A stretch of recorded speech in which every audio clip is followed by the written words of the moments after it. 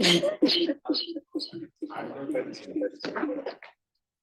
is 6:01 p.m. I call the special meeting to order. Rise your pledge of allegiance. I'm sorry. Pledge allegiance to the flag of the United States of America and to the republic for which it stands, one nation, under God, indivisible, with liberty and justice for all. Not here, roll call, please. Here. Here. Here. Here. Councilor Nieves. Councilor Fuller. Deputy Mayor Rama. Here. Tiniaco. Here. Mayor Church. Here. And Susan, let the record show that Hilda Councilor Nevis is on if you didn't. I see her. Yeah. She's on Zoom. Great, approval of the agenda, special meeting, there's one agenda item, any changes? Can't be any changes. I'd entertain a motion to approve the agenda. So moved. Second. Motion by Council Flores, second by Deputy Mayor Rada. Any discussion? Seeing none, all those in favor? Aye. Approved. Presentations and proclamations. I'll open up the floor to public participation on agenda item only. If you'd like to speak in public participation, please come up to the microphone and state your name and address for the record, or use the raise hand function on Zoom. None. Any remarks from councilors on public participation? Seeing none. All right, we'll move on to item 7. Council Floyd, please read the resolution. Resolved that the town council in accordance with Connecticut General Statute Section 1-206B hereby moves to go into executive session and invites Mayor John Trister, the members of the town council, Attorney Chelsea McCallum, Zoning Enforcement Officer Eric Hinkley, Assistant Town Manager Lauren Rhines, and Town Manager Jonathan Alch to discuss pending litigation regarding a zoning issue. Motion. Second. By Council Floyd, second by Council Gonzalez. Any discussion? Seeing none, all in favor? Aye. Any opposed or abstaining? Motion carries unanimously. We're in executive session. We'll see you when we're done, folks. All you folks up there. And then before, Scott, can you make sure that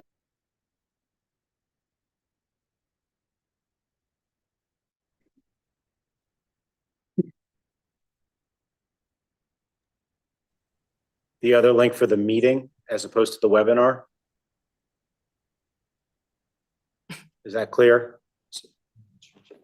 So Scott sent you another email that has a link to the meeting. So I think right now you want to click that. That link now. Yeah. Okay. Just give it 2 minutes, okay? And for the link, thank you.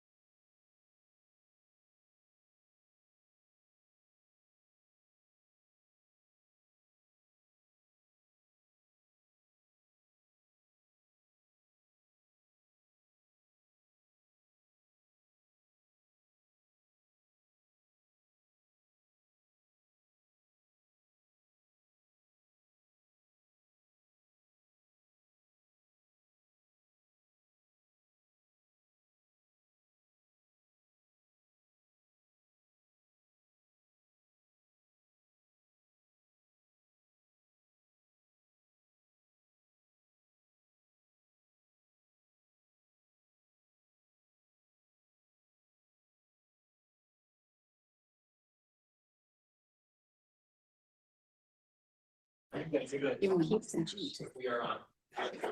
All right, we're back to public private, we're going to the executive session. What?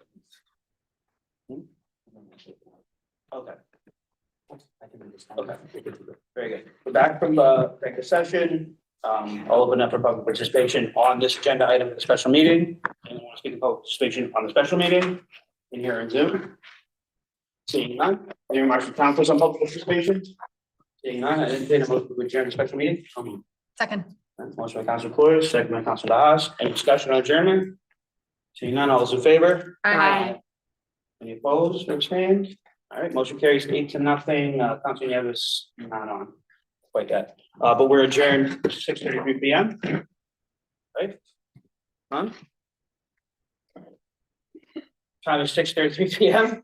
I'd like to call to order this public hearing of the town council for Tuesday, July 14th. Please rise for the pledge of allegiance.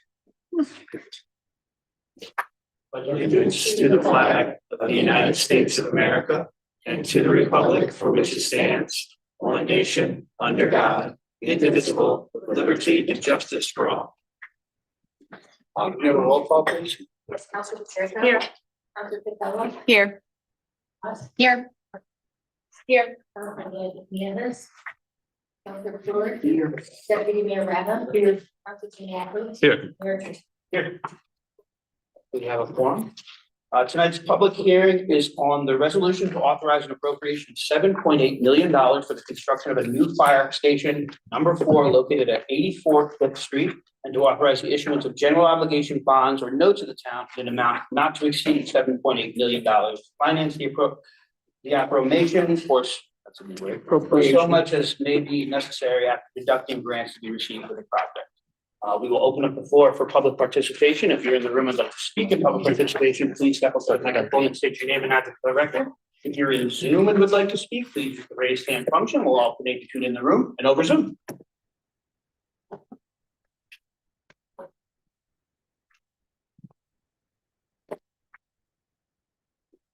Donald Brown, 67 Stafford Avenue.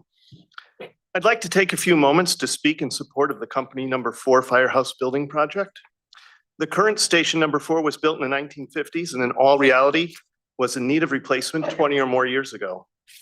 The current engine 4 had to be ordered smaller than it should have been, just so it would fit inside the existing fire station. In 15 or so years from now, when it needs to be replaced, we will be unable to order a fire engine to fit. As it is, when the current engine 4 is out for repairs, the department does not have a spare engine that will fit in Station 4, so that engine company is effectively out of service. Why is this tiny fire station so important? The immediate neighborhood that it serves is only accessible via New Britain Avenue or Cedar Street. Anyone who has driven on either of these major thoroughfares at morning or afternoon rush hour can attest to the time delays on these roadways. That fire station is the first line of defense for that entire area of town. Sure, there are 3 other engine companies that will also respond, but they are coming from the center, north end and south end of town. Station 4 is vital to their neighborhood.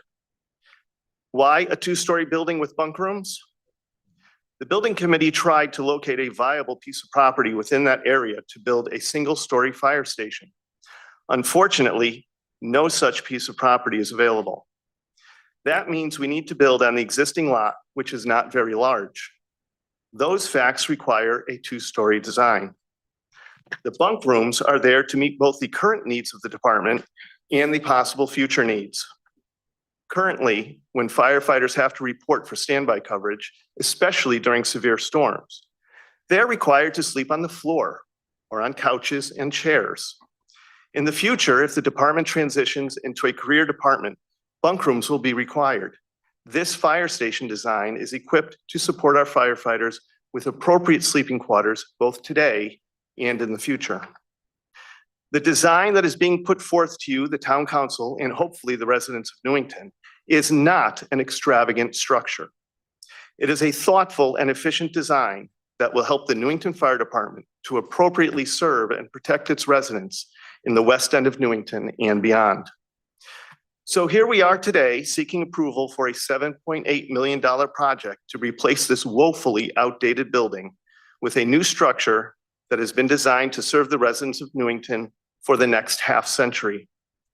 This is, in all reality, a life safety issue that has been ignored for too long.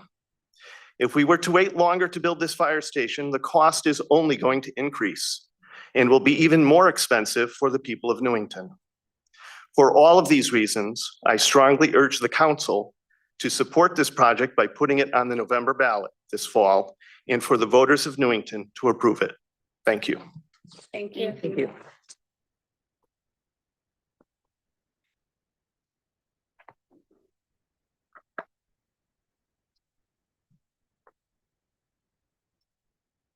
Anybody else want to come up and speak in public at this point?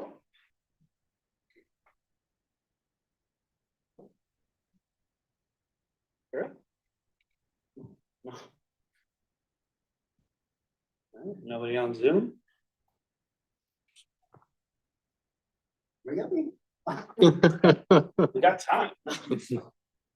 All right, if nobody else is gonna speak in public participation, either in the room or over Zoom, I would entertain a motion to close the public hearing. So moved. Second. Motion by Deputy Mayor Rada, second by Councilman Gonzalez. Any discussion on adjournment? Seeing none, all those in favor? Aye. All right, 6:39 PM, we're adjourned. Motion carries 8-0, Councilman Yavish, absent. Motion, we're adjourned, 6:39. All right.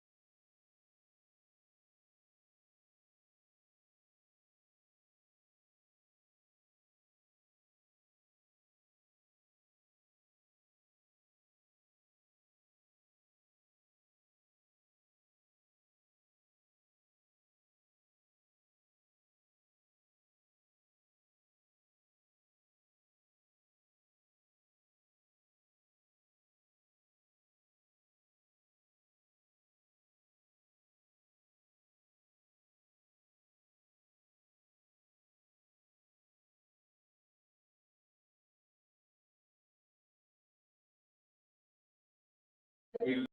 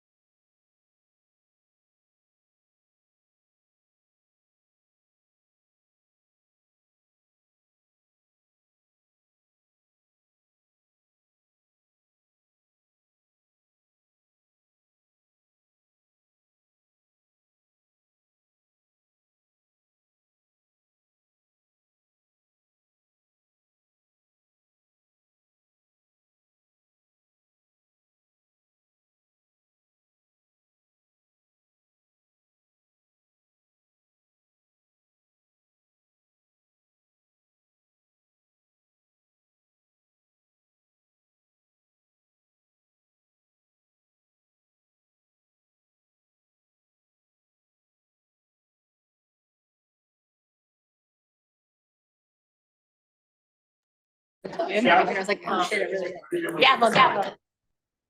Great, the time is 7 p.m. I'd like to call to order this regular meeting of the Newington Town Council for Tuesday, July 14th. Please rise for the pledge of allegiance. Pledge allegiance to the flag of the United States of America and to the republic for which it stands, one nation, under God, indivisible, with liberty and justice for all. Can we please have a roll call, Susan? Here. Hello, Here. Council Jahab, Here. Council Gonzalez, Here. Council Nieves, Council Stewart, Here. Deputy Mayor Rada, Here. Council Bianco. Here. Mayor Fisher. Here. You have a quorum. Next is approval of the agenda. If anybody has any changes, if not, I would entertain a motion to approve the agenda. So move. Second. Motion by Councilor Flores, second by Deputy Mayor Rada. Any discussion on approving the agenda? Seeing none, all those in favor? Aye. Any opposed or abstained? Motion carries 8-0. Councilor Nieves absent. All righty, we have a few presentations tonight, but we're going to start with a very, very special proclamation for a very, very special citizen who did something great. And I will read the proclamation. Proclamation. Whereas there is nothing more important in a civic society than residents who identify and assist those in need. And whereas community heroes can be both young and old.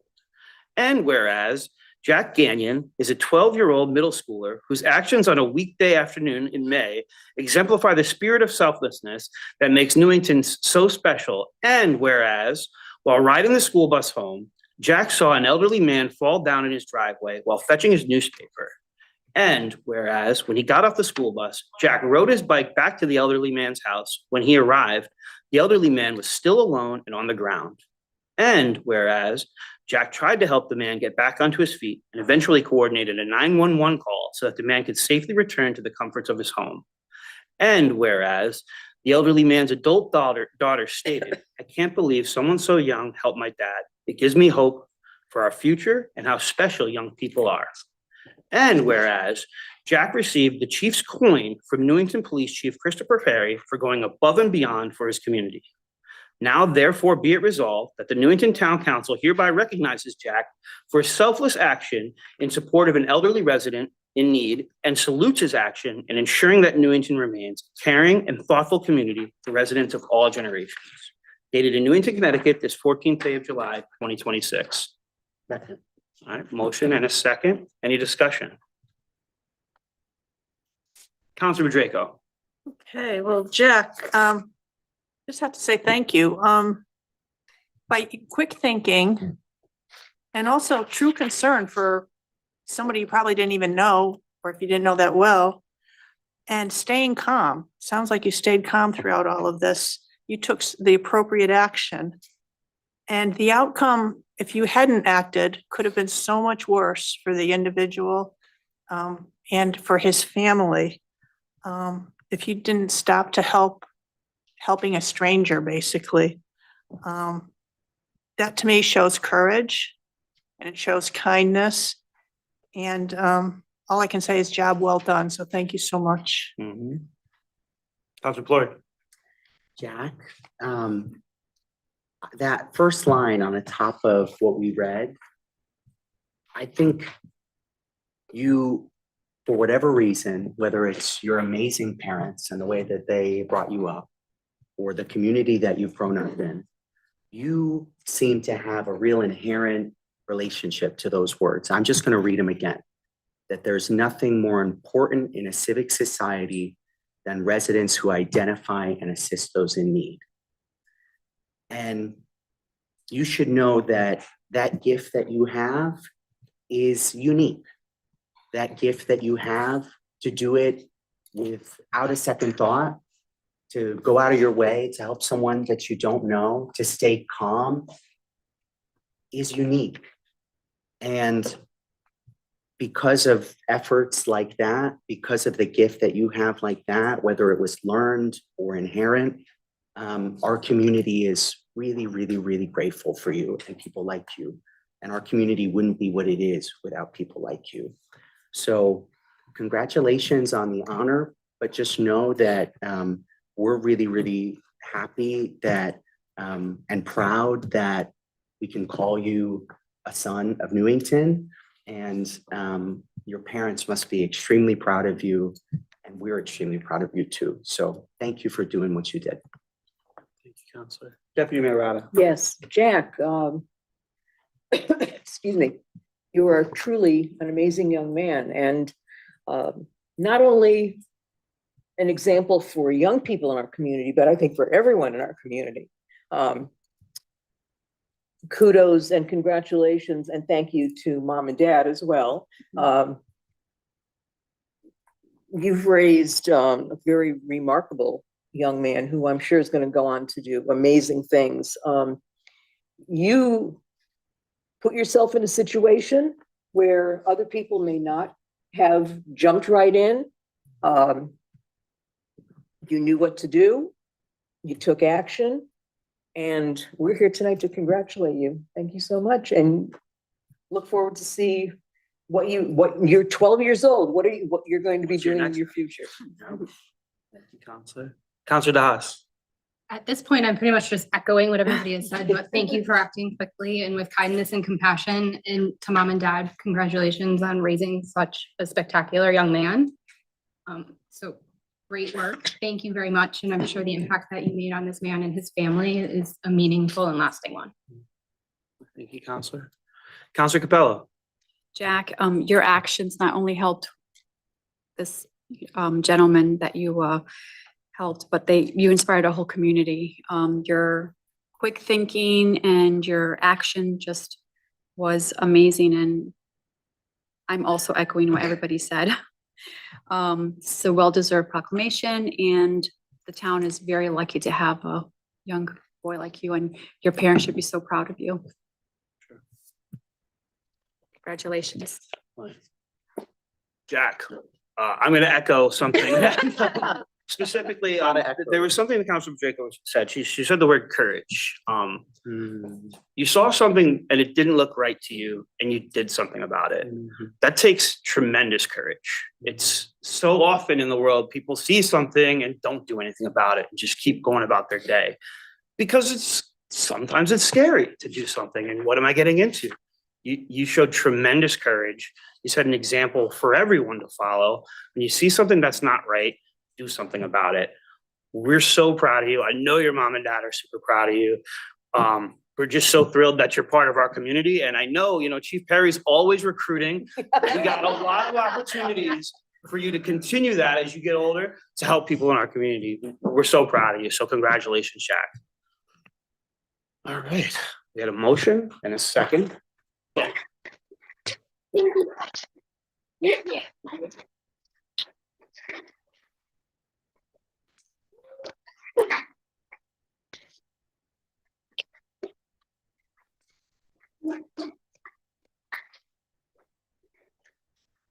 gonna do this again. So we had a motion and a second. Any further discussion? Seeing none, all those in favor? Aye. Any opposed or abstain? All right, motion carries 8-0. Counselor Nieves absent. Congratulations, Jack. Take a picture. You guys want to take a picture?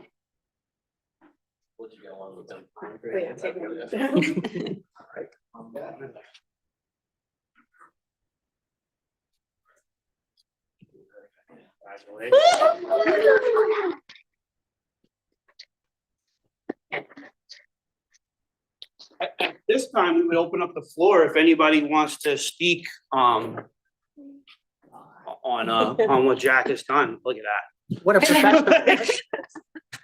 God. Yeah, here we go. Come on up, He's Chief. getting ready for. Get a I receiving know. line tonight. Amazing. I'll just take a second. Thanks, Chief.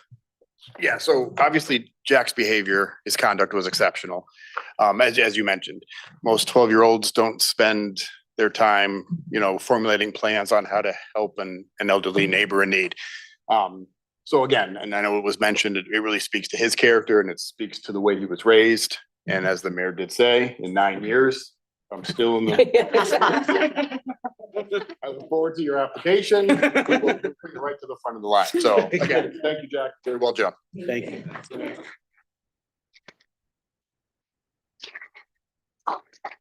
We have another public safety agency that would like to recruit. Jack, you'll learn this is gonna This is- happen. yeah, And it's yeah. time for your applications. Yep. Brian Whalen, Commissioner of Newington Fire Department. Jack, on behalf of the fire department, I'd like to commend you for your actions that you did. It's gonna take Chief Barry 9 years to get him, but I can have you in 2 years.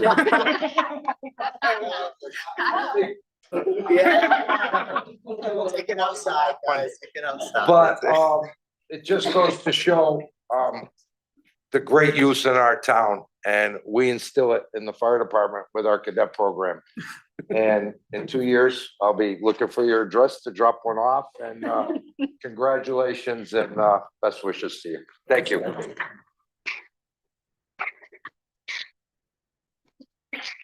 Mom and Dad, you wanna speak or you guys? It's up to you. Come on up.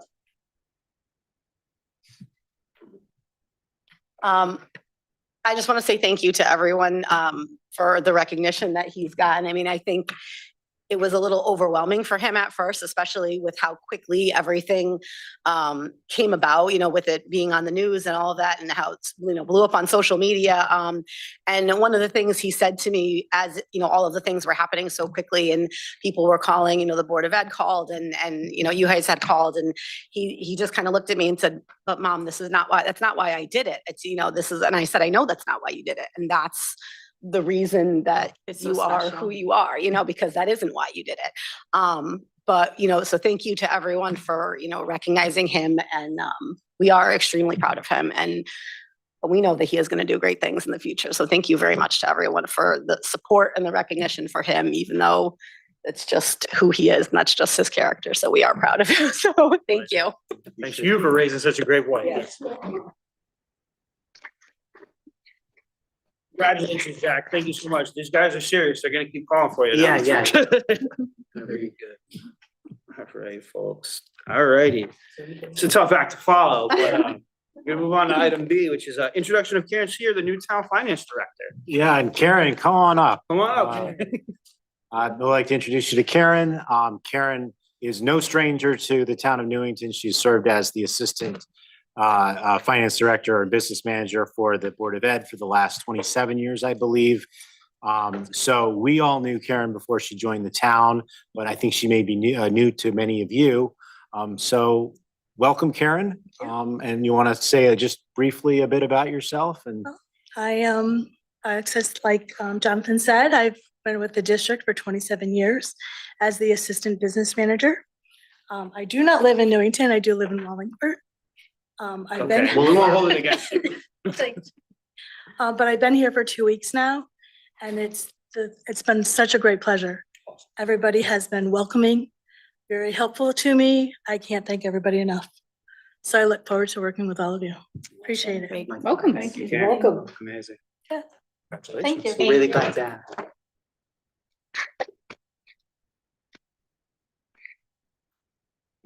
All right, take care, guys. All right, we're gonna move on to item C.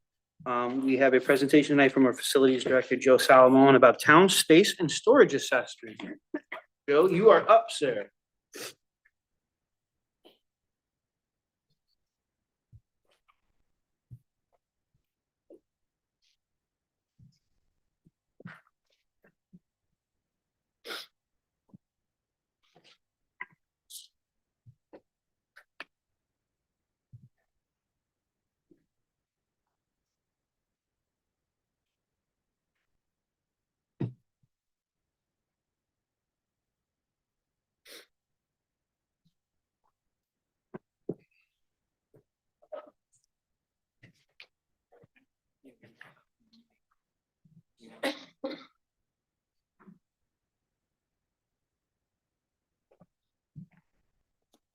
I got kicked off from the meeting, so give me 1 second. You're good.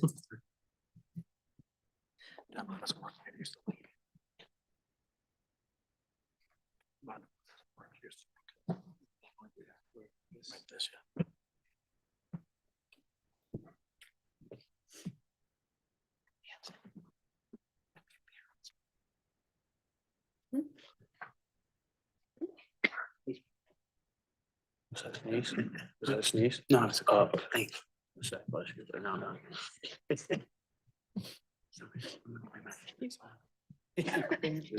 Zoom intro. Watch it on video camera later.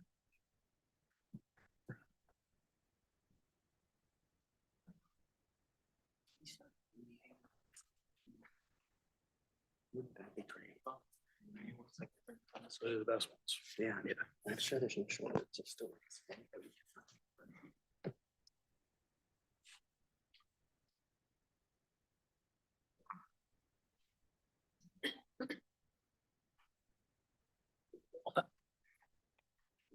Hello, everyone. Hey, Joe.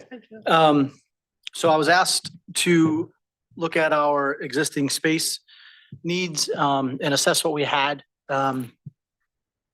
Met with Jonathan and Lauren a few times to discuss the plan of attack. What the key focus was on. I think we talked to a couple of counselors during a tour. So that's how this presentation came to be. So I'm going to go through it, answer questions at the end. It's kind of high level. There's a ton of information. So I didn't want to inundate everybody with too much information. But if there's something you see or a question you have, please feel free to ask. So this assessment, why this assessment matters, our current conditions, some problems identified, future use and growth, options, recommendations, and some next steps is what I tried to cover throughout the presentation. Like most industries over the past decade, the town has experienced significant growth and change in its operation, management, and organizational priorities. Municipalities are not immune to the challenges faced by any other large corporation, while being expected to deliver an increasing number of services with limited resources. Over time, however, operational needs required to effectively serve the community can no longer be deferred. As staffing, services, and responsibilities expand, the available square footage often fails to keep pace, creating operational challenges that must eventually be addressed. And that's kind of where we're at in Newington today. So as most of you know, a few of our buildings are very old and antiquated, some dating back to 1957. As more responsibilities are required to manage a town of approximately 34,000 people, more staff and resources are needed. Almost every department has experienced some sort of growth over the past 10 years. I've had many conversations with almost every department head, and many email exchanges, and information was sought out by them to help me and assist with this evaluation. Equipment and vehicles continue to evolve for the times and needs of an operation. This is typically results in physical size increases. In 2017, a referendum was passed to build this new facility that we're in today. The plan was it reduced the town's largest asset. It reduced our footprint and reduced our square footage by almost 55,000 square feet. Although there was some benefits associated with a smaller footprint, this drastic reduction in size created other challenges and limitations that are starting to catch up with us now. In 2023, the town invested in its future with the purchase of 28 Garfield Street. The primary use of this property is for a dedicated EOC. However, with this investment, we fortunately added about 75,000 square feet to utilize for other town uses in the future.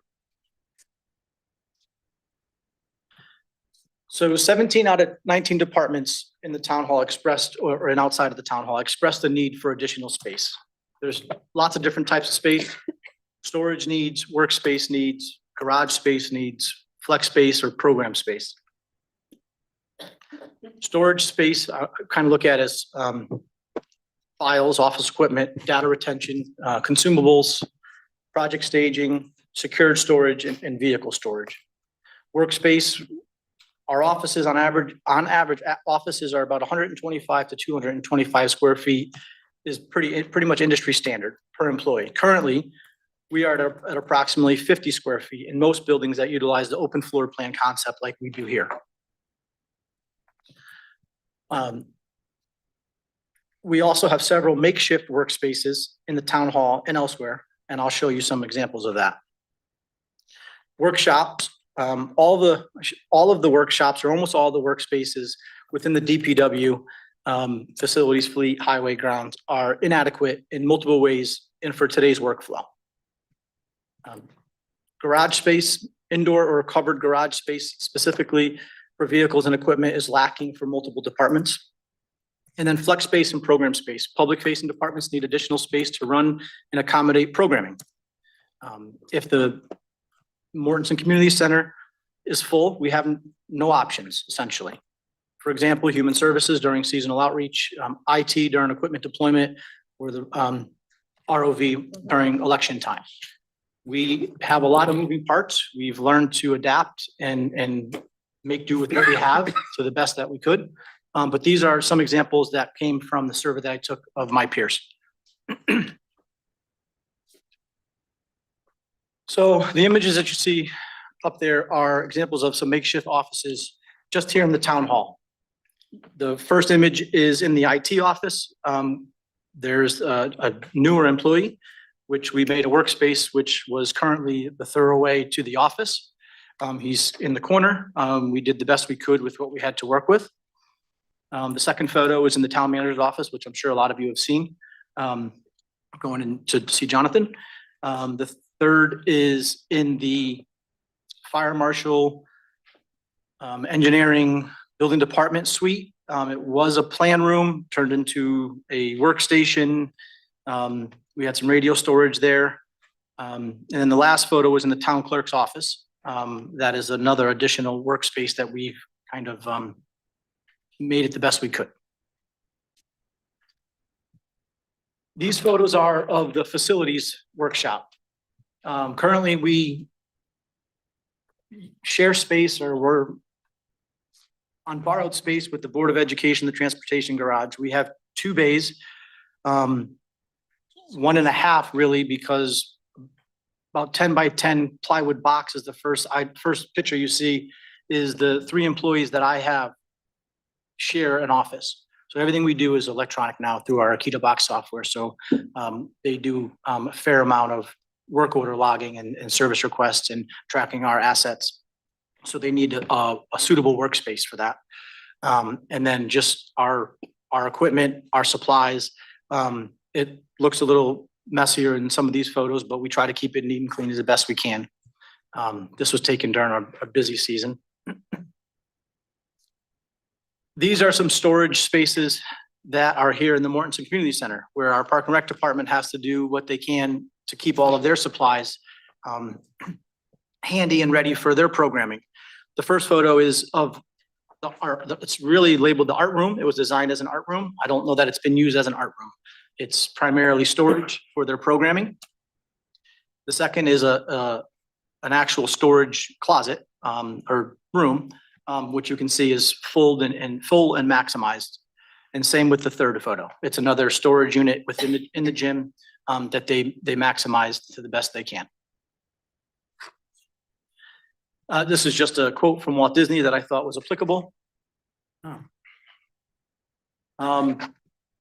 Where do we go from here and what are our top priorities? So everybody has priorities, and it's not really for me to say one's more important than another. I just trying to present you the information.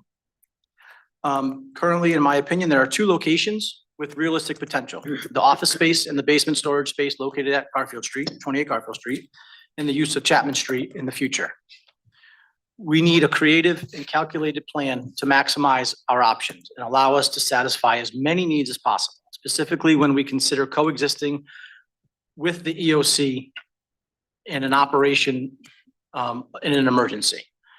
So it's very difficult to say, let's just throw 1 department or 2 department in there, because there's so many factors to consider when you're thinking about what if there's an emergency, what if there's a deployment, and how can those departments coexist. So depending on the need, future projects may range from smaller operational moves up to larger townwide departmental moves, each having a wide variety of cost implications, obviously. Town hall, the common request I got from department heads were a proper break room, additional office space, storage space, flex space, and mechanical space. So the mechanical space is kind of unique and it's a little difficult. Some of you, I think in the tour I showed you, some of our mechanical rooms are behind office suites. We walk through other people's work areas to get to our generator, our main switchgear, sprinkler room. It's disruptive to those individuals, and there's a safety concern to some degree with some of the departments. So not ideal, but we're doing the best we can with what we have. Human services program space for a variety of functions, larger food storage areas, supply and file storage, and a little bit more office space. The facilities department is appropriate office space, workshop, vehicle and equipment storage. Police department, they have a need for an indoor impound, a larger evidence storage space. Currently, they have 2 bays over at the grounds garage where their mobile command unit and the MRAP is stored. Takes up a lot of space. Highway department, enclosed covered equipment storage and appropriately sized mechanics bay.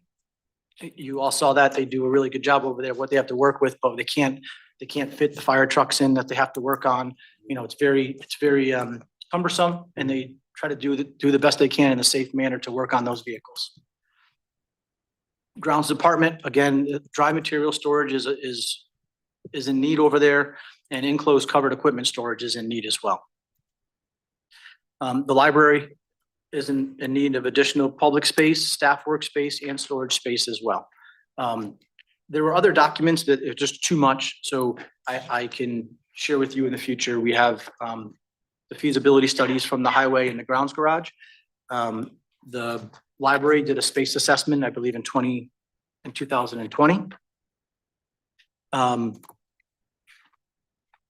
And then I have all of the data from the department heads that they shared with me as well, formatted to make it a little easier to read.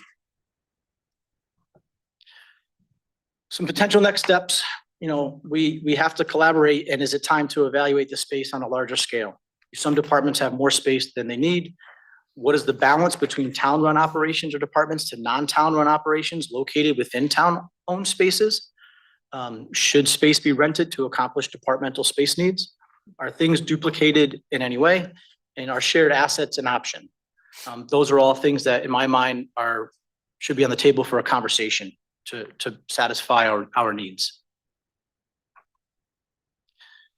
I think collectively, with the bringing the right individuals together that can provide insight, collaborate, we can review and identify, prioritize actual needs, not just wants. Think and discuss all potential options, think creatively, identify goals and objectives, you know, receive approval from the town manager and council, identify funding, create a comprehensive plan to move forward and complete all identified goals in 2 to 5 years. That may be a little ambitious, but it's a starting point. So thank you for your time. I'm happy to answer questions the best that I can. I'm sure you have lots of questions, and I don't know that I'll get to be able to answer them all right now, but happy to try. Thanks, Joe. Thanks, Joe. Appreciate your work on this. Yeah, we'll open it up for questions to comments from council. Councilor DeHaas. Which 2 departments said they currently have enough space out of the 19 asked? It wasn't that they had enough space. I didn't receive feedback from. Okay, so it's just a no response. Yeah, pretty, well, there was one that was said, you know, they're pretty much okay for now. So they didn't have a ton of input. And that was Jamie at the senior center. Okay. She has a, you know, full building. She's very active in the programming and it's growing, but for now she feels comfortable with what she has. Okay. If the storage is records and things, have we looked toward going digital? Is that something that we're able to do within the different departments and get some of the physical files off site? Yes. Yeah, that's a great question, Kelly. And the simple answer is yes, but that opens up another can of worms about discussion with James, who is, you know, leading that effort to digitize our records. But the simple answer is yes, but there's a lot of work that needs to go into that before we're ready to do it. Yes. Yeah. And there's retention guidelines that we have to maintain as well. So Well, that's still part of needs some where- physical space as well, but Yeah, yes. that's part of kind of what's rolling around the back of my head is, do we have certain standards with different departments and Yes. what can that look like? And would the digitizing of those records satisfy the retention and everything else? And that's a very good example of like bringing the right individuals to the table, because I don't know everyone's guidelines or legality to what has to be kept for how long and paper or digital. So those are questions that a group needs to sit down and discuss and really vet. All right, thank you. Thank you, Counselor Draco. I put his hand Okay, up. just to kind of following up a little bit on what Kelly, Counselor DeHaas, offsite storage, but I guess, you know, there's a cost involved in that, at least, offsite storage, but temporarily, that might be, some kind of solution. Have we looked at in the interim, staggered work shifts at all? For positions that don't require face-to-face interaction? That's a good question. I mean, so no, I mean, no, not. Because then what, that could be shared offices, like Monday, Wednesday, Friday, you know, somebody, you know, uses it, Yeah. then they come from, I mean, it's maybe something we could look at. At the margins, there might be something to do with that. I mean, that would require a lot of coordination and, Right. and maybe working with unions and things like that on those things. Definitely something to think about, and yeah, worth kicking the tire. And also maybe working from home is more of an option, if we can look at that. And then I'm also, I know I was involved at the time, but I didn't realize, so we lost 55,000 square feet with building this town hall, and yet we only gained 7,500 with OFI. Wow, that's, I would assume somebody at the time thought that was adequate. I mean, Well, again, I think there's some advantages to a smaller footprint, but there's also implications to that as Like well. what are the? Well, your Yeah, cost, The yeah, cost, you're- yeah. energy savings, Tongue in cheek. you know, unfortunately, I wasn't around, obviously. Yeah, when yeah, that yeah. took place, like you say too much about that. I mean, these pictures are amazing, and even the tour that we took. Yeah. And some of our storage needs will be satisfied with 28 Garfield Street to some extent. You know, there's some things we can do in that basement area, but we have to be very calculated and make sure we're staying within code and what we're allowed to do in those areas. So from your perspective, you said like next steps would be to maybe to get a committee or a work group going on. I mean, where do you go from this report? That would be my recommendation. I think that Yeah, collaborating with the town manager's office to figure out the key people to have at the table, to start a committee to discuss, to really dissect the information, our options. Because I think it's going to be, we have to move A and B before we can move C, and then what does that look like? Or if we move this one, how can we, one's gonna give us more options than another, and it's gonna be multiple little moves in my mind to some extent.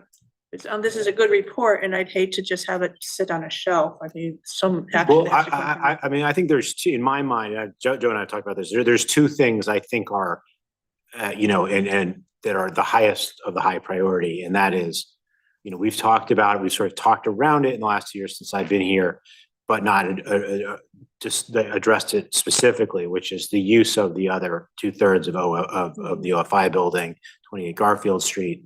I mean, Joe alluded to it. You know, I think we've sort of had informal discussions that maybe Human Services would be a very good candidate for moving in there. That would in turn create a domino effect of other space opening up within town hall, and then, you know, how those pieces fall into place is anybody's, you know, is to be determined, but certainly figuring out what to do on the record about the other 2/3 of OFI, so we can get the ball rolling, get sort of engineered plans together, architectural plans together. I think that's important. I think the other one, frankly, and I think Joe is maybe being a little too modest about it, because it is his department. But I think, to me, the one department that I look at, and I'm like, oh my gosh, is really the workspace that his crew works out of, which is, you know, just not. Pictures were Yeah, set 1,000. yeah. So I think those to me are the two really things, we get the ball rolling, and everything else will fall into place over time. Yeah, as long as like we keep the momentum going, because I know you did a lot of work on this, you interviewed a lot of people, so just make sure it doesn't sit in somebody's file cabinet where we don't have space for it. Thank you. Counselor Capella. My question was kind of answered. I was gonna suggest the OFI, that basement was huge. When we took that tour, it just looked like there's a lot of space that could be for storage. Question, you had mentioned Chapman Street. Is that storage for the fire department or? So currently Chapman Street is with the building, the PMBC, and we're moving forward as shared space for the fire department and the town. Counselor? Counselor Tinakis.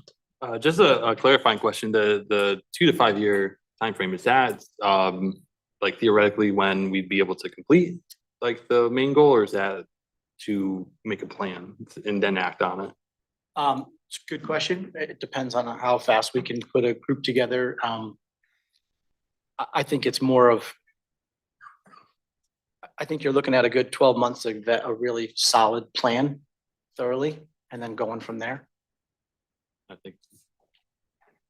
Counselor Floyd. Thanks, Mayor, and thank you, Joe. I appreciate it. I have questions about some of the OFI conversation, but I just want to carry on Counselor Capello's point about Chapman Street. So I mean, both myself and Counselor Bertrego are liaisons to the PMBC. It's my understanding that the question is just kind of open at the moment, right? We're just trying to fit out the space first, get it done first, and then, you know, perhaps as part of this larger discussion, those storage needs, whether they're for the fire department, for the town, some combination of the two, are going to get worked out after the fact. Do I have that accurate? Yes, I think that's fair. That's, yeah. So it's not just, I mean, we don't know for certain yet just quite how those storage needs are going to be allocated. I mean, is that accurate? I think that's. Yeah, fair. that's how we're proceeding with the Yeah. PMBC is those details about storage will work themselves out once we have the building running. Excellent. I think that's right. I mean, and that project is one that's been sitting for a long time, so I'm glad that it's getting done. And, you know, I also know that the fire department has a particular relationship to that space. So, you know, just the same way that it is a, you know, project the town is taking on, we know that they have storage needs like a lot of folks do, right? And I know you're aware of that. So just on OFI, or I guess 28 Garfield Street is the one I get used to calling it. I really appreciate your effort on this presentation, and I know it took there was a lot of interviews involved, a lot of coordination with other colleagues and staff. I think it's a really tremendous start, and I think the next steps that you identify long-term make sense for the larger kind of conversations about space needs. I mean, frankly, and this isn't a slight at you by any means, but something seems like we should have been doing or should have done a long time ago. And that you could maybe have inherited at the time and hit the ground running. So I think this is a really great conversation that we're having. I'll just say on 28 Garfield Street that my view, and I think the view of this council has been pretty clear about the remaining use of that 2/3 of the space, which is that human services desperately needs a space that can accommodate the needs and services that they provide to our community. There's a basement space there that, you know, is not functional in the same way that a public facing space is, right? So there's maybe some cohabitation that can happen there with that really huge storage space in the basement. But as far as the public facing space goes on that first floor, that functional space, you know, we've all toured all of these departments. Human Services has been one of those. Human Services, right, provides, you know, is perhaps one of our most public facing departments. And has a whole range of programming that they provide and want to provide, but often aren't able to. We have people sharing offices, having very intimate, sensitive conversations with people about very intimate, sensitive things within earshot of, you know, people that aren't their caseworker, right? We have storage needs in that space, as there are storage needs in all these departments, things stacked up on top of each other.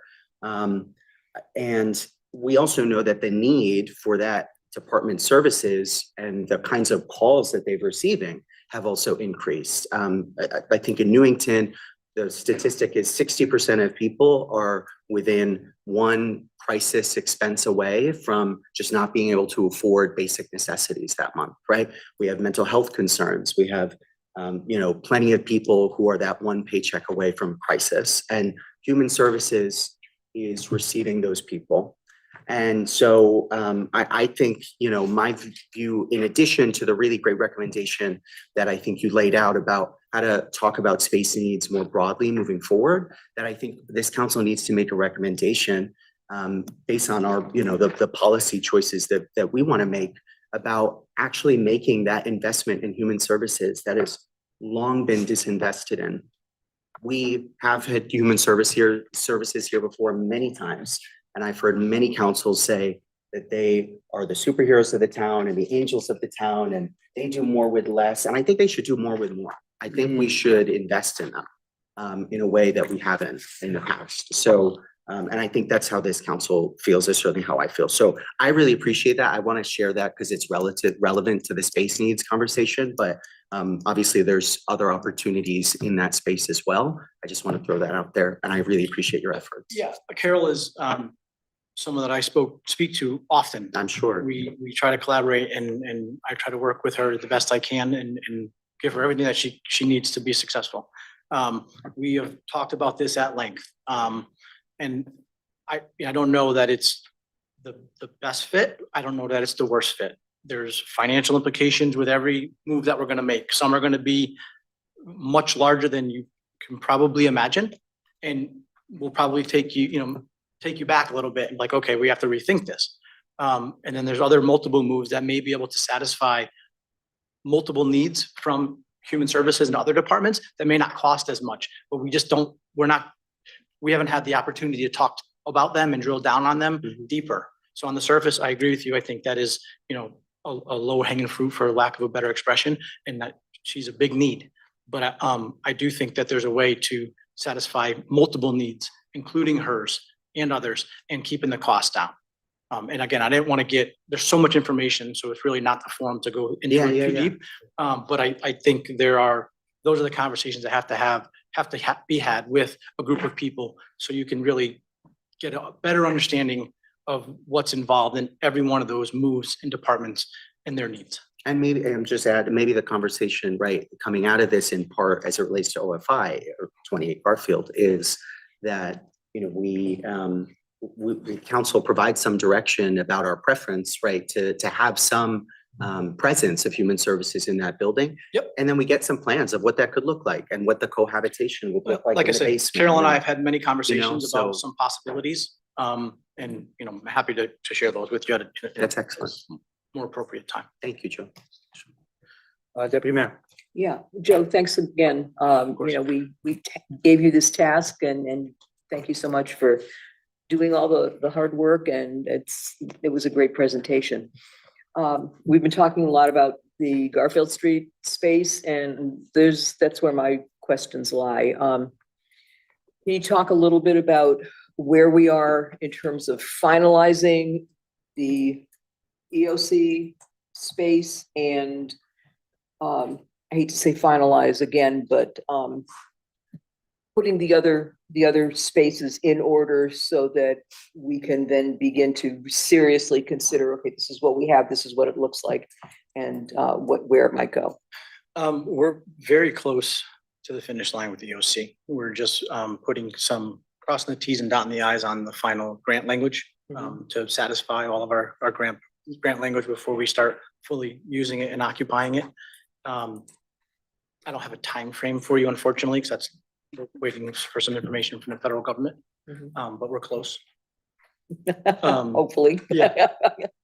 And then in terms of the rest of the space, I think it's a matter of really looking at some options and saying, how do we maximize that space? And what's the safest way to use that space in the event of a deployment to the EOC? So I am concerned if human services there and doing a program or having counseling or whatever they're doing, we have an emergency. It's a primarily an EOC. We have to evacuate them. So what does that look like to Carol? I can't answer that.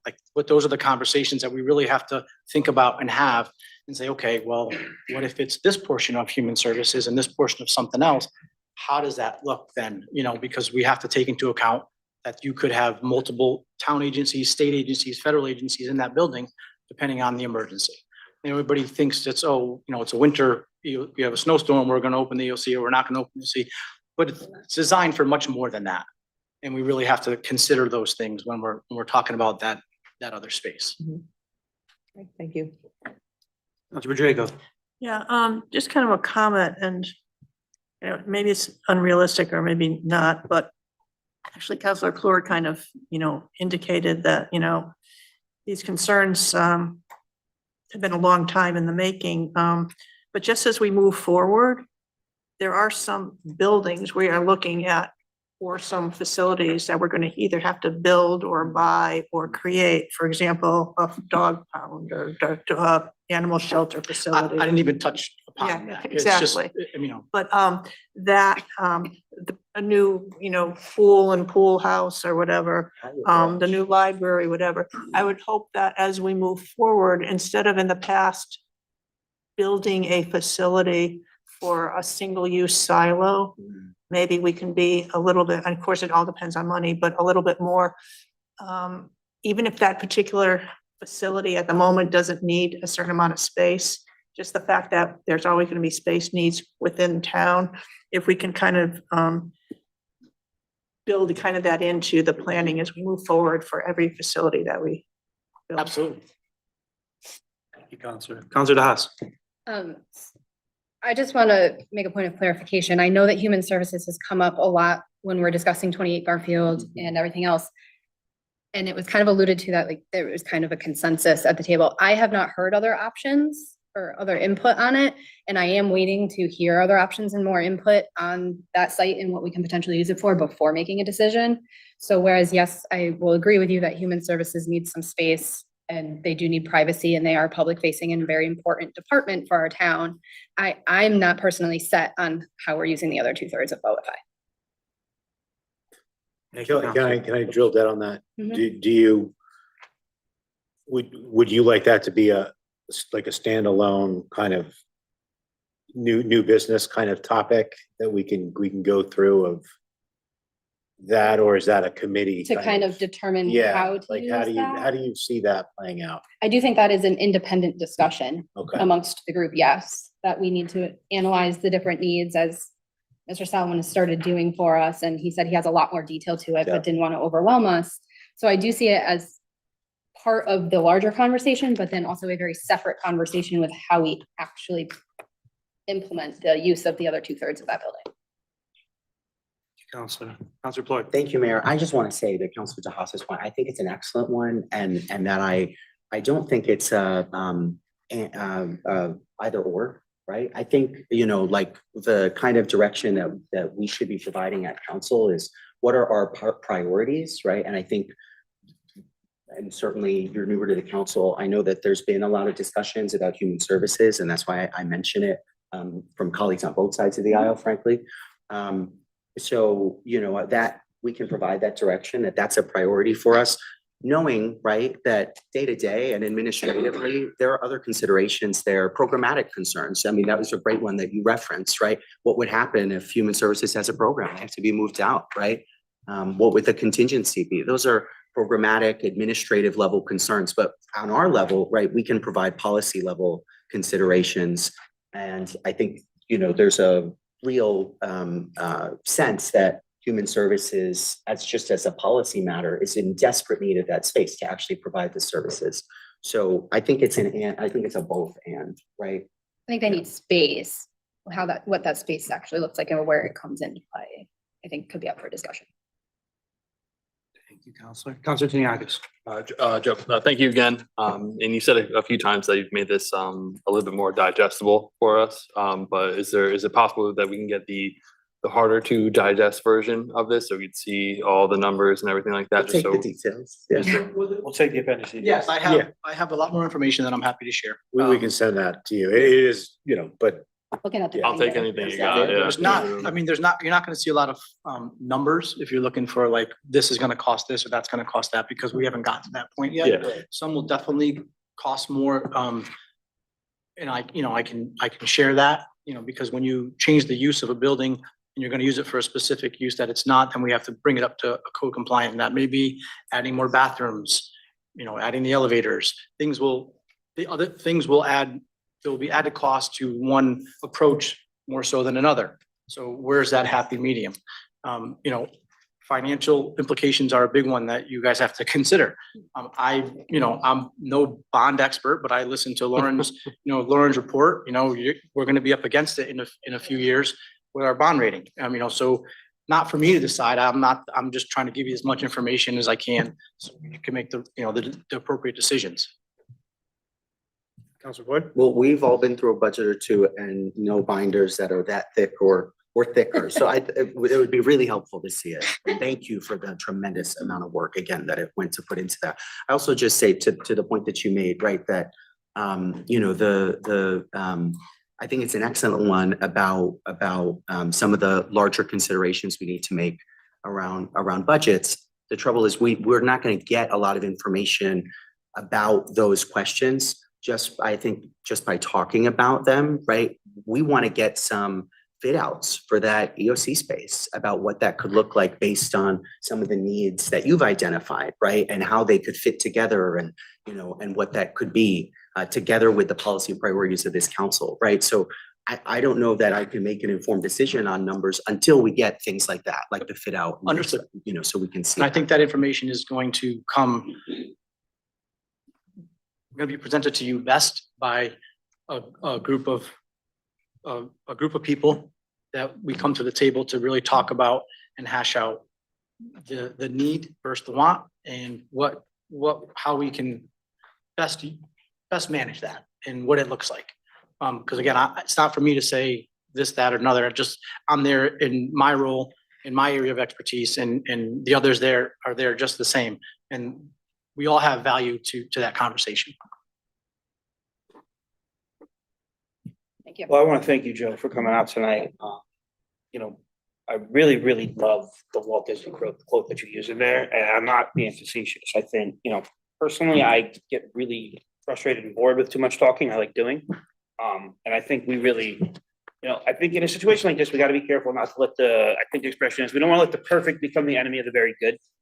I think we have a lot of very, very good options in here, but I think we have to make a decision and get the ball rolling. And I think, I'm with Council Floyd. I think Human Services has a legitimate need.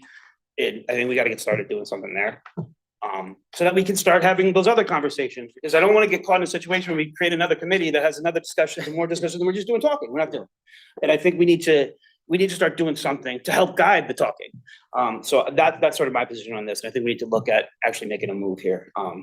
For the first department, my preference would be Human Services, but I think we got to do something and let's do it. We reviewed multiple towns that had standalone EOCs, and how they utilize that space, who was in it. We're not going into this blind. Right. We have a baseline. Again, what departments you put there are going to have consequence during the EOC operation. So, that has to be taken into account. Sure. And then how that looks for us here in Newington is something that we have to talk about. Absolutely. I think we should do something so we can start doing something so we can talk at the same time. We can do it simultaneously, but we gotta be doing something. I appreciate you coming out tonight. Thank you for the time. This is a great presentation. Appreciate it. All right.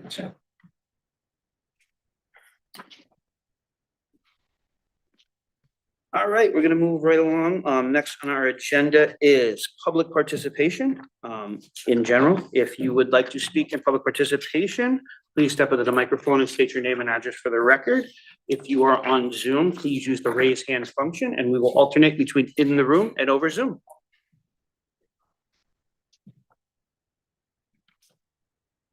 Good evening, Eileen Franklino, 116 Lightown Road. I'm here on behalf of the Board of Parks and Recreation. When I was home this evening and I was reading Mr. Solomon's presentation, I couldn't help but notice that the Parks and Recreation Department was missed. And I spoke with both Mr. Karras and Mr. DeMayo, and the general feeling is it probably got lost in the transfer of power somewhere. So what I would ask is that before we hit the ground and get the ball rolling, that someone take some time and sit down with the people at Parks and Recreation and decide what their needs and wants might be, because I think that's important and only a fair thing to do. The other thing I just want to remind you, I'm sure you noticed that the field is full of all sorts of fun things. So this week is the extravaganza.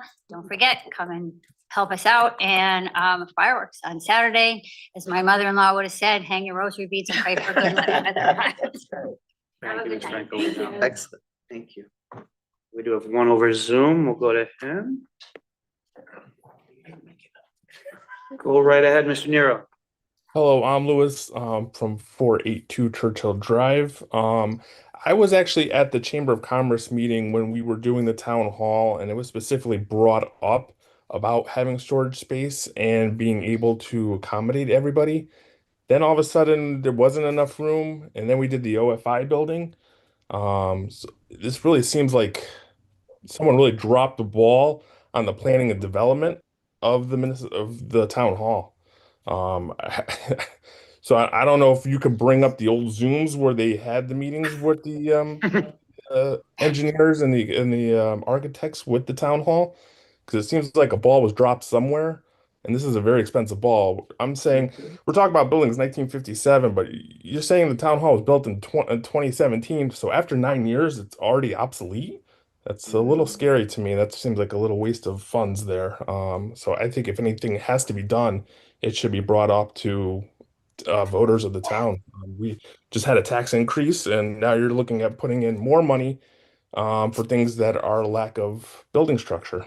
And then I look to the future of when we're trying to talk about the center of town, and we hear all this stuff about shrinking of everything and making roadways smaller and everything.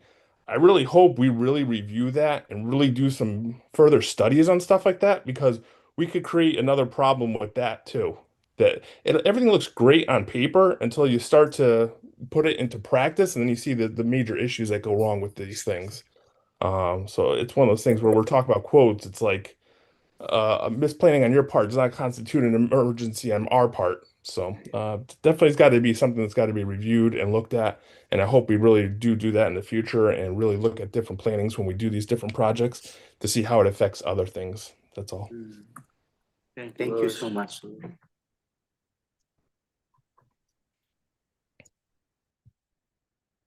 on up. You shut the chair. Hi, Dana Havens, 113 Stoddard Avenue. I'm concerned over a change you're looking to make to your policy and procedures. The change that is of concern, the greatest concern to me, is this one that says the town manager shall provide a summary at the town council meeting in cases where form letters or more than 5 similar letters are received on the same subject with the same support or opposition. I agree that true form letters can reasonably be tallied and summarized rather than read individually. I do not agree with treating merely similar letters the same as a form letter. It is common for multiple residents to share the same concerns, but that does not mean their letters are identical or lack independent value. Each writer may present different facts, perspectives, or reasoning that adds to the public discussion. In many cases, one resident may articulate an issue more clearly, persuasively, or thoroughly than another, helping the town council better understand the concern. Limiting the reading or summarizing of similar letters risks diminishing individual voices and could unintentionally discourage public participation. In short, every resident deserves to have their unique comments considered, even when they share a concern or viewpoint with others. Alarm bells went off for me on this because what has happened with the Board of Education. Over time, changes to its procedures have evolved into a situation where elected board members are no longer permitted to respond directly to correspondence from residents, and all communication must instead go through the superintendent's office. This past school year, I have also experienced restrictions during public participation. On one occasion, another resident and I were told we could not continue our comments because we mentioned the name of a person or names whose actions or statements were directly related to the issue we were discussing. Whether or not those decisions were well-intended, they have created the perception that public participation and communication have become more limited and no longer welcome over time. My concern is that this proposed policy could gradually lead to a similar outcome where individual voices are increasingly condensed, filtered, and summarized instead of being heard as they were intended. I believe you should be careful not to adopt policies that would unintentionally suppress or diminish meaningful public input. The town council should strive to encourage robust civic engagement, not create barriers to it. Oh, and then the letters that might have profanity in them, just replace the word with, when you read it out with like, you know, Dana said, there's no bad word, way, I'll let this pass if I have anything to say with that. Thanks for listening. Oh, and when people get awards, we at home can't usually see them, and you take the pictures over there. You can get them up front or take the picture by the seal. Oh, that's All right, I've been Great idea. meaning to Great say idea. something Great and idea. I keep forgetting. So, and that poor young man, he should have been front and center. Thanks, Dana.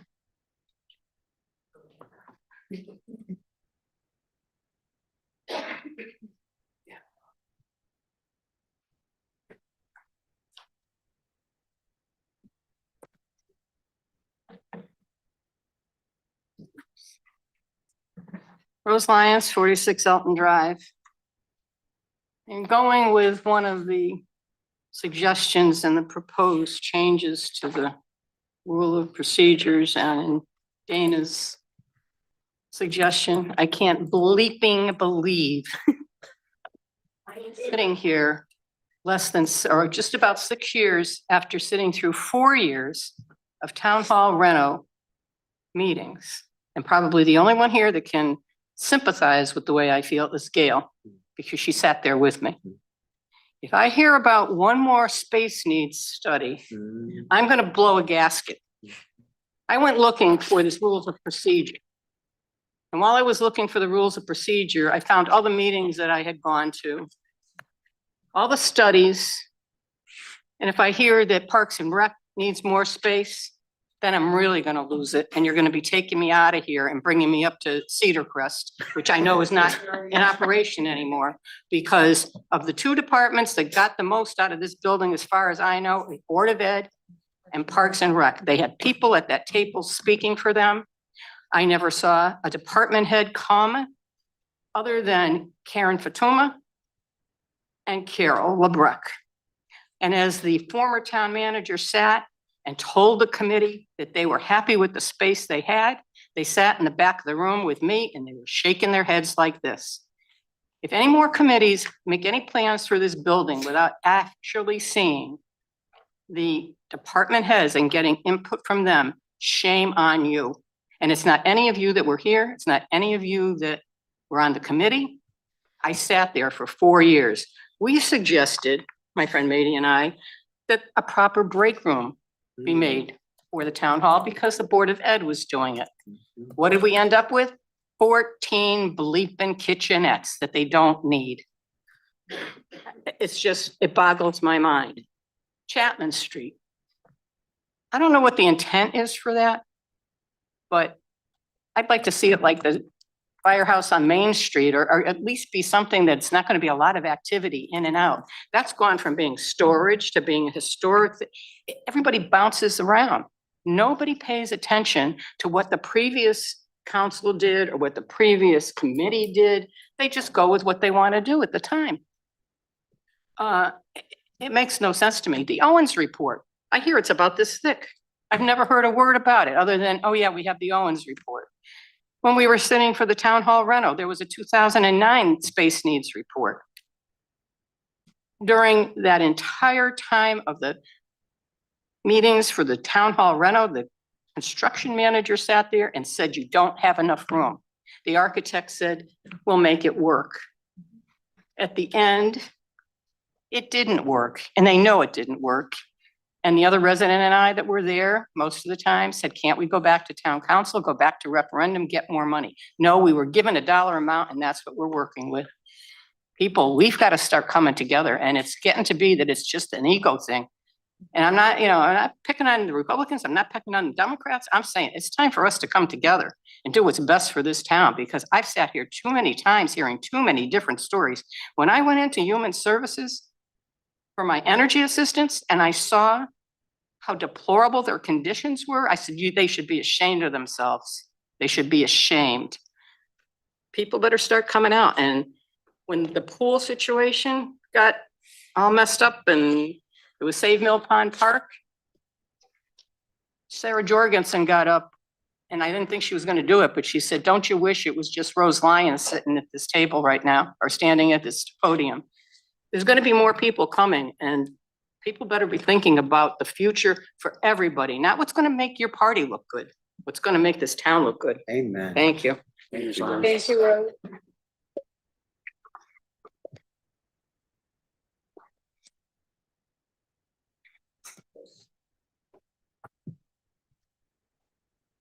Hello, Colleen Kelly, 20 Hero Drive.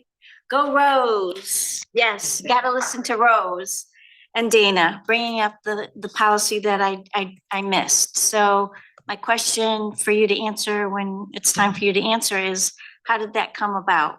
What was the determination of consolidating? What was the problem? And how does this work with, you know, do you have requirements to record things and archive things, whatever? And then my other, just my other little comment is the presentation on need for storage, need for rooms, whatever. I like the list. I do like the Disney quote as well. I think, you know, Gail, you said, keep it going. Don't put it aside, keep it going. But one thing I want to mention, because it's an experience I had. I worked in IT for, you know, God knows how many years. And we had storage, and of course, you got wires and cables and equipment, and we're always losing storage. We always need storage. Well, how about looking to see what's in that storage? Do you really need to keep some of the stuff that's in the storage? Is it old stuff? And I don't know. This is my talking naive of what's in these storage, you know, digital archiving digitally would be a suggestion, but what is in the storage? Do people know what's in these storage rooms? Can it be thrown out? Can it, you know, be reused somewhere else, donated, whatever? I'm thinking of Parks and Rec, all these things that they're keeping. Do they need it? And again, I'm being naive, but it's a thought that maybe on the to-do list, look to see what's really being kept in these storage rooms. That's it. Thank you so much. I appreciate you.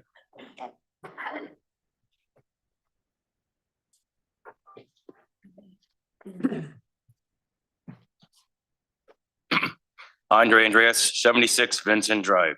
For the last 3 years, I have spoken with the Town of Newington Town Council about their decision to fly the pride flag during the month of June.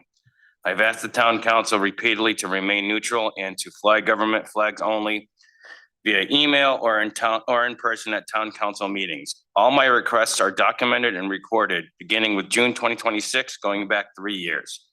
I was advised by counselor that if I am looking to make a change, I should attend a town meeting.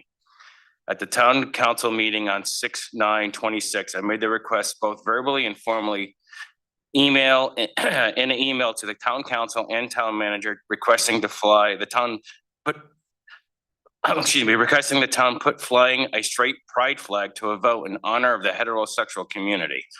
During a town council meeting on 6/23/26, a discussion regarding my request, a discussion regarding my request and it being ignored was made.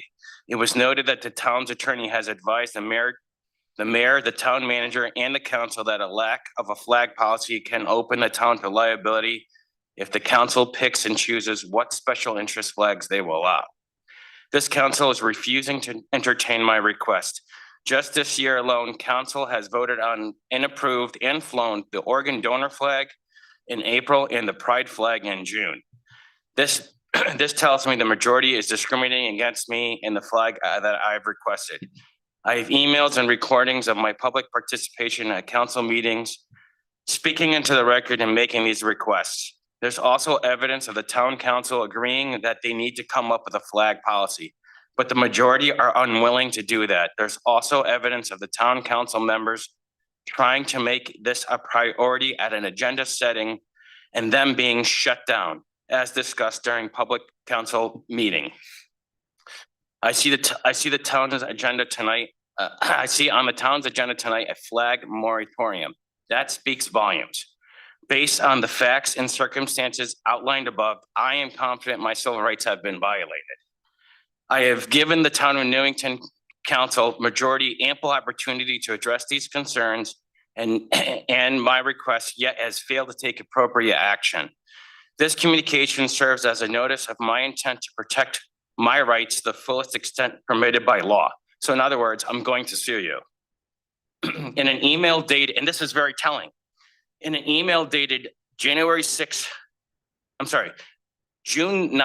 2026 at 8:24 PM from Councilor Tianakos to Councilors Ford and Gonzalez. Bringing a straight flag is insane behavior. What's insane behavior is believing you can mutilate your genitalia, take hormones, become the opposite sex, and then demand a flag be flown to you. Then deny to fly special interest flags that opposes your views and sit here and pretend like I'm making a difference. That's insane behavior. Thank you. Thank you, Andre.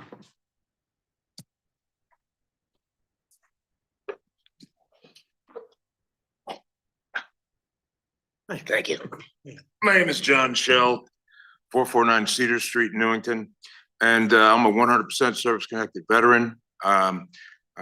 Basically, I'm here tonight because I wanted to talk up for veterans with the personal property tax exemption.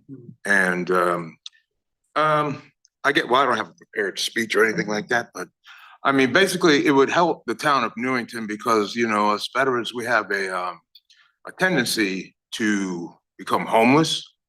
And, you know, if you don't have like homelessness in the town, I think it would make things look better for the town. Having been deployed, having had a number of injuries myself, I'm 100% because I've had 2 eye surgeries. I have PTSD, I have anxiety, I have depression. I have bilateral radiculopathy, which is like some paresthesias in all your extremities. I was exposed to over 55 different chemicals at Fort McClellan, Alabama, Fort Chaffee, Arkansas. I'm a little nervous right now too.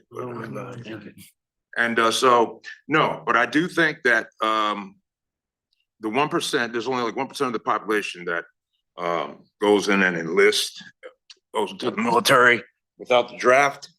And I think it's due to the fact that you're either very courageous or I don't know, just not that bright or something. I don't know what it is, but I mean, I don't know. I feel like that's the least that we can get. You know, it's like to just have that exemption. It'll also give veterans a path to having home ownership. Because I mean, you know, I know we've heard the story of the lady who was recently put out of her home. I think it was in Windsor. She'd been there for like 50 years and she couldn't pay her taxes and they put her out. So, I mean, I don't know. I mean, I'm just thinking an exemption would help us a lot. You know, I mean, living off 100% check, I don't know what people think. It's not a lot.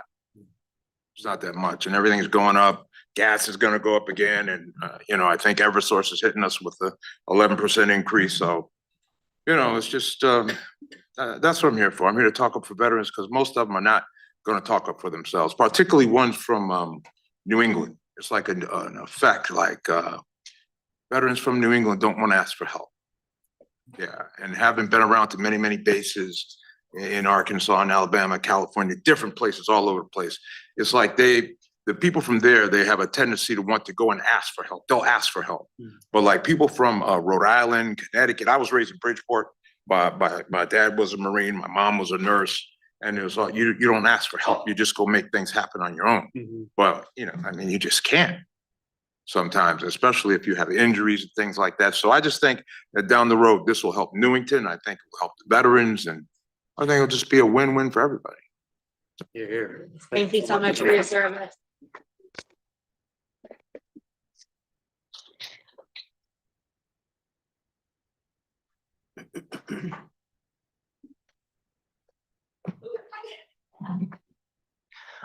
Jacob Knowlton, 10 Hillside Street. First off, an honor to get to see Rose Lyons, the legend, in person. What an icon.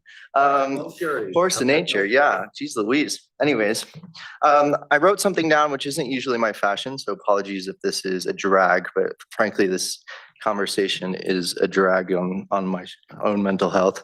Thank God for the Pride celebrations, but let me begin.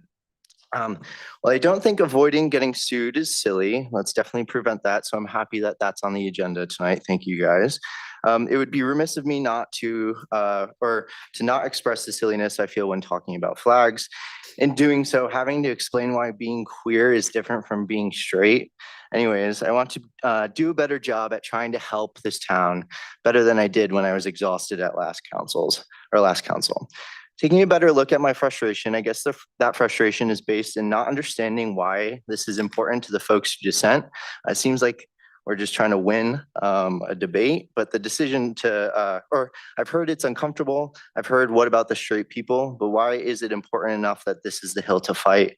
So for the sake of a healthy, productive conversation and hopes to leave this town better off than it was yesterday, I want to, or as I want my siblings to continue to grow up in a vibrant and inclusive town, I thought I'd at least list why raising the flag is important to me.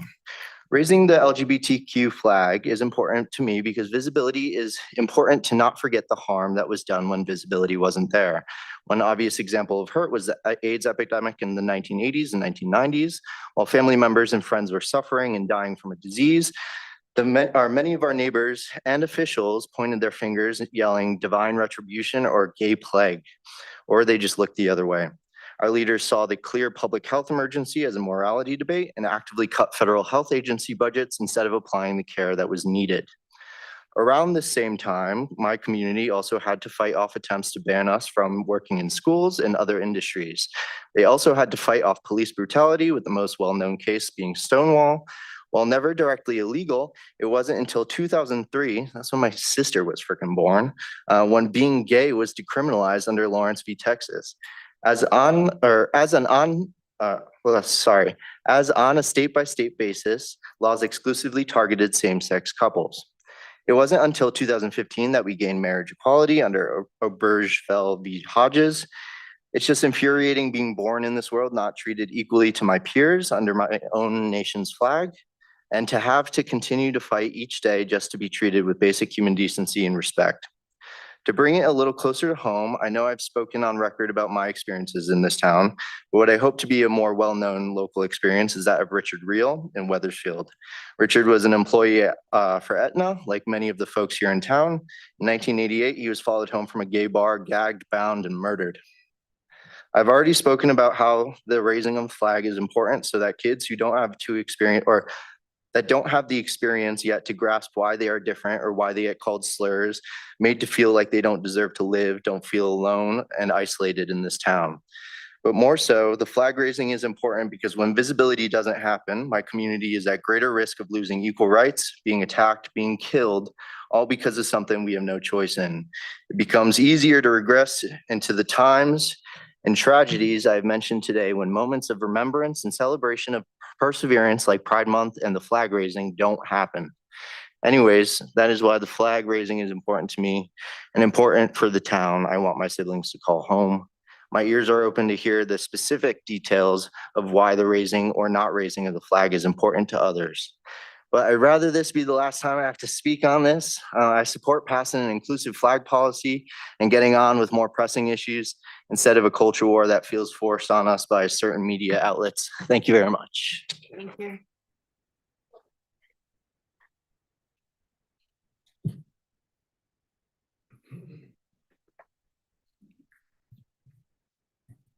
Kathy DeBoer, 66 Pfister Drive. I believe after public participation, a letter will be read into the record signed by the residents of Pfister Drive. Our street has had an ongoing issue for 6 years that has begun to escalate and affect everyone on our street and not just the few that live around a particular residence. We would like to thank at this time the mayor, town council, and town manager for looking into our concern and moving forward with any appropriate action to resolve the issue, including involving any appropriate town departments such as planning and zoning and the health district to review the rules and regulations of the concern we're bringing up to you. Thank you. Thank you. Thank you.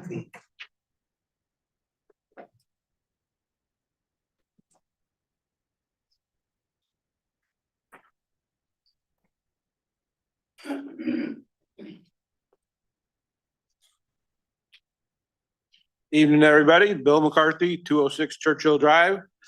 I came this evening initially to participate in the public hearing regarding the Fire station. fire station. Thank you. Thank you. My brain doesn't work anymore. I was going to speak because this is it's the whole referendum issue. People, I'm an addict of Facebook, but the people on Facebook don't seem to grasp the concept of a referendum or why we're even voting on it, because I don't know why. But all I was gonna say is that the whole issue about what our bonding limit is and how it goes about. I totally support that the referendum question as it's presented, and I hope that moves forward. Now, getting away from that serious chunk, the committees. There's a committee to regulate committees. Yes. Well, I think we need another committee so that we can regulate that committee. And then we'll get another one for that. Yeah. But anyway, a lot of stuff is going on, and the town offers the ability to link into meetings and agendas from the town website. I think that everybody that has the ability to it should sign up for the meetings that they want to attend. You might not be able to participate in any of them because half the meetings don't exist anymore. So that, no, the extravaganza is getting ready to happen, but the thing that's driving that is the Parks and Rec. Parks and Rec recently has started presenting Facebook posts for all kinds of stuff, which is wonderful. I've also, the registrar of voters also has a "Where's Uncle Sam?" Of course, I've never gone to find him, but I like guessing where he is. The first time I heard about it, I was here paying my taxes, and they said he's right out front. I said, I just walked in the door. There's nobody there. But anyway, they had just moved him. What else was I gonna? Oh, the whole communication thing. The Parks and Rec registrars of voters, even the town of Newington is starting to post more stuff on the social media. I think that's wonderful. I think we need to get people into the meetings. Dana talked about the length of presentations, public hearing. I think all public hearings should be open to the public. I guess that's it. We invite people to come in and share, but then we limit them to what they're going to be able to say. There's other committees or commissions or whatever where you can't even say anything because it's not on the agenda, or the other way around. If it's on the agenda, you can't say anything, which I disagree with. And I want to thank Gail and Kim for all their work that they do on their coming to different commissions to report what's going on in the town. I learned more in those little tidbits at the end of the commission reports than I do everywhere else. Thanks. Thanks, Bill. Thank you, Appreciate Bill. you.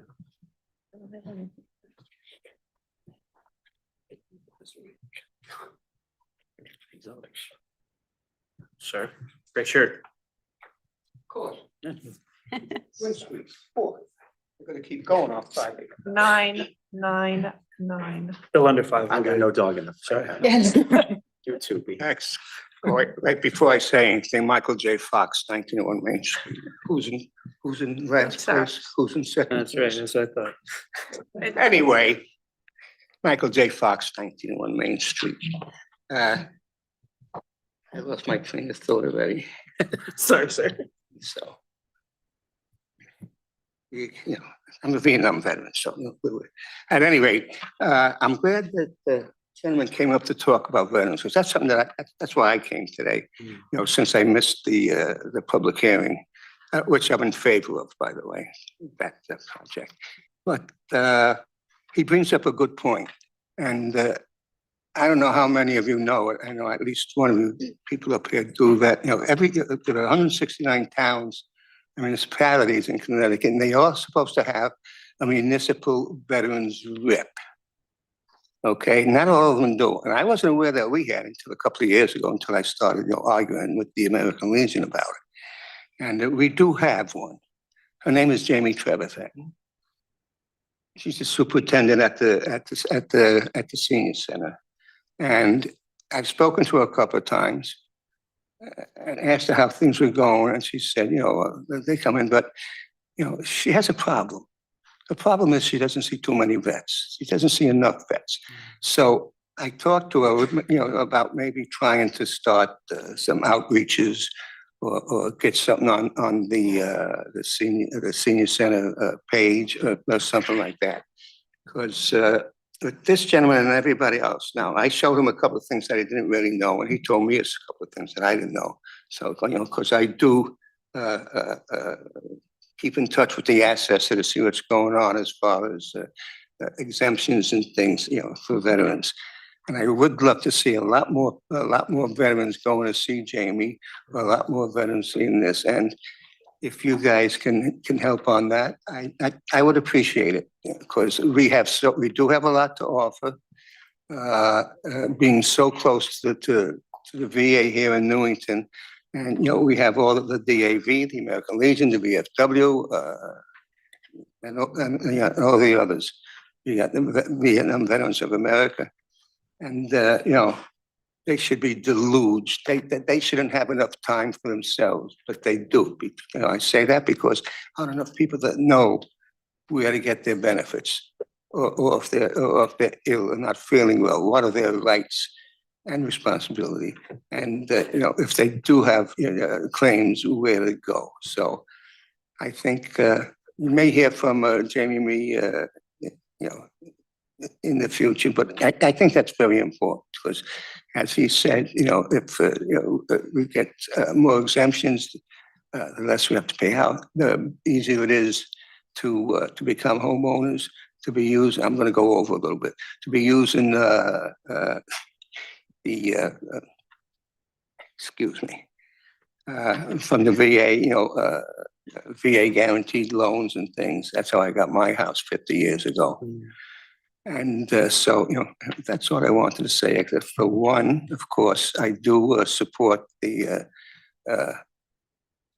demolition and reconstruction of Company 4. And so, hey, I'm almost there.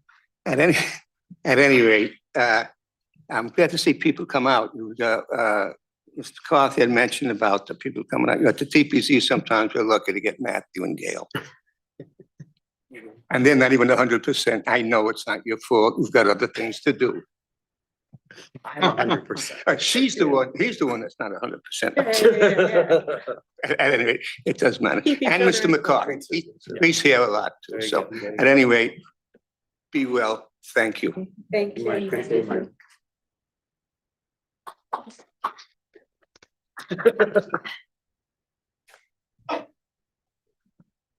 Anybody else like to speak in public participation? Come on up.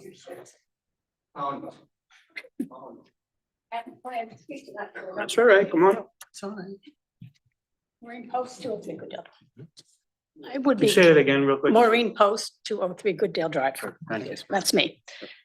It's about the issue of flags, the whole flag thing. And so I've been thinking about it. I was very unsettled about the more recent discussion about lawsuits and blame and litigation and various things like that, which is really not helpful. I would be supportive. There should be a policy for flags, and I would be happy to serve on that.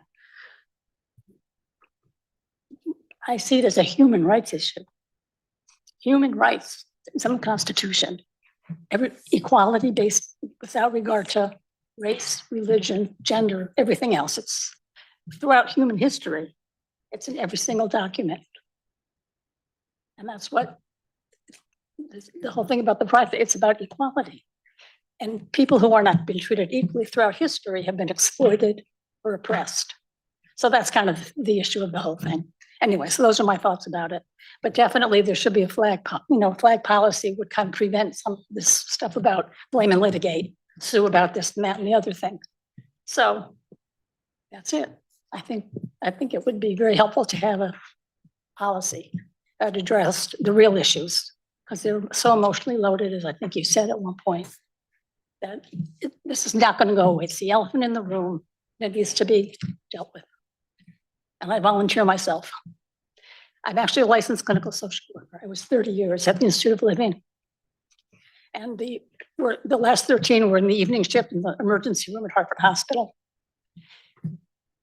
Office space, please. Are you kidding me? Are you kidding me? There would be 5 of us in a room the size of this table with 3 telephones and patients waiting to be seen. So don't talk about this. You can't even imagine what that was like. So I'm volunteering. Thank you so Thank much. you, Maureen. Appreciate you. Thank you.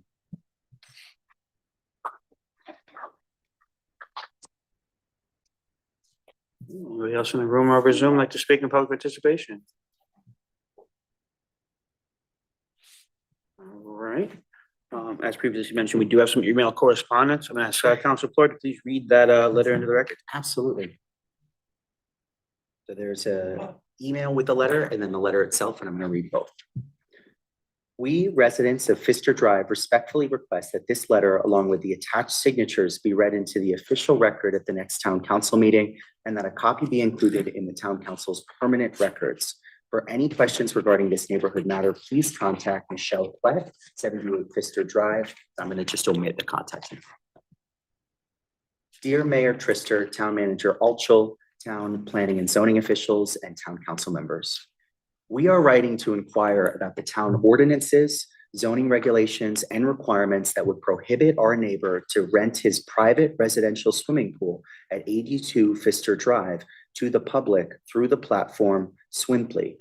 Essentially, our neighbor is using his private residence to run a business. I've included images of the profile at the end of this letter for your reference. According to the property owner's Swimply profile and our observations, he has been renting his pool since March 2020 and has earned pro host status due to the volume of rentals and over 200 customer reviews. During the summer months, starting Memorial Day weekend each year, the property has hosted multiple groups of renters nearly every day of the week. Pool renters are instructed to park along the adjacent MDC water utilities driveway and enter the backyard from that location. As neighboring residents, we have become increasingly concerned about the impact this activity is having on our residential neighborhood. Our concerns were heightened on July 3rd, 2026, when the property owner rented his pool to a gathering that appeared to exceed 60 attendees, the majority of whom were high school-aged individuals.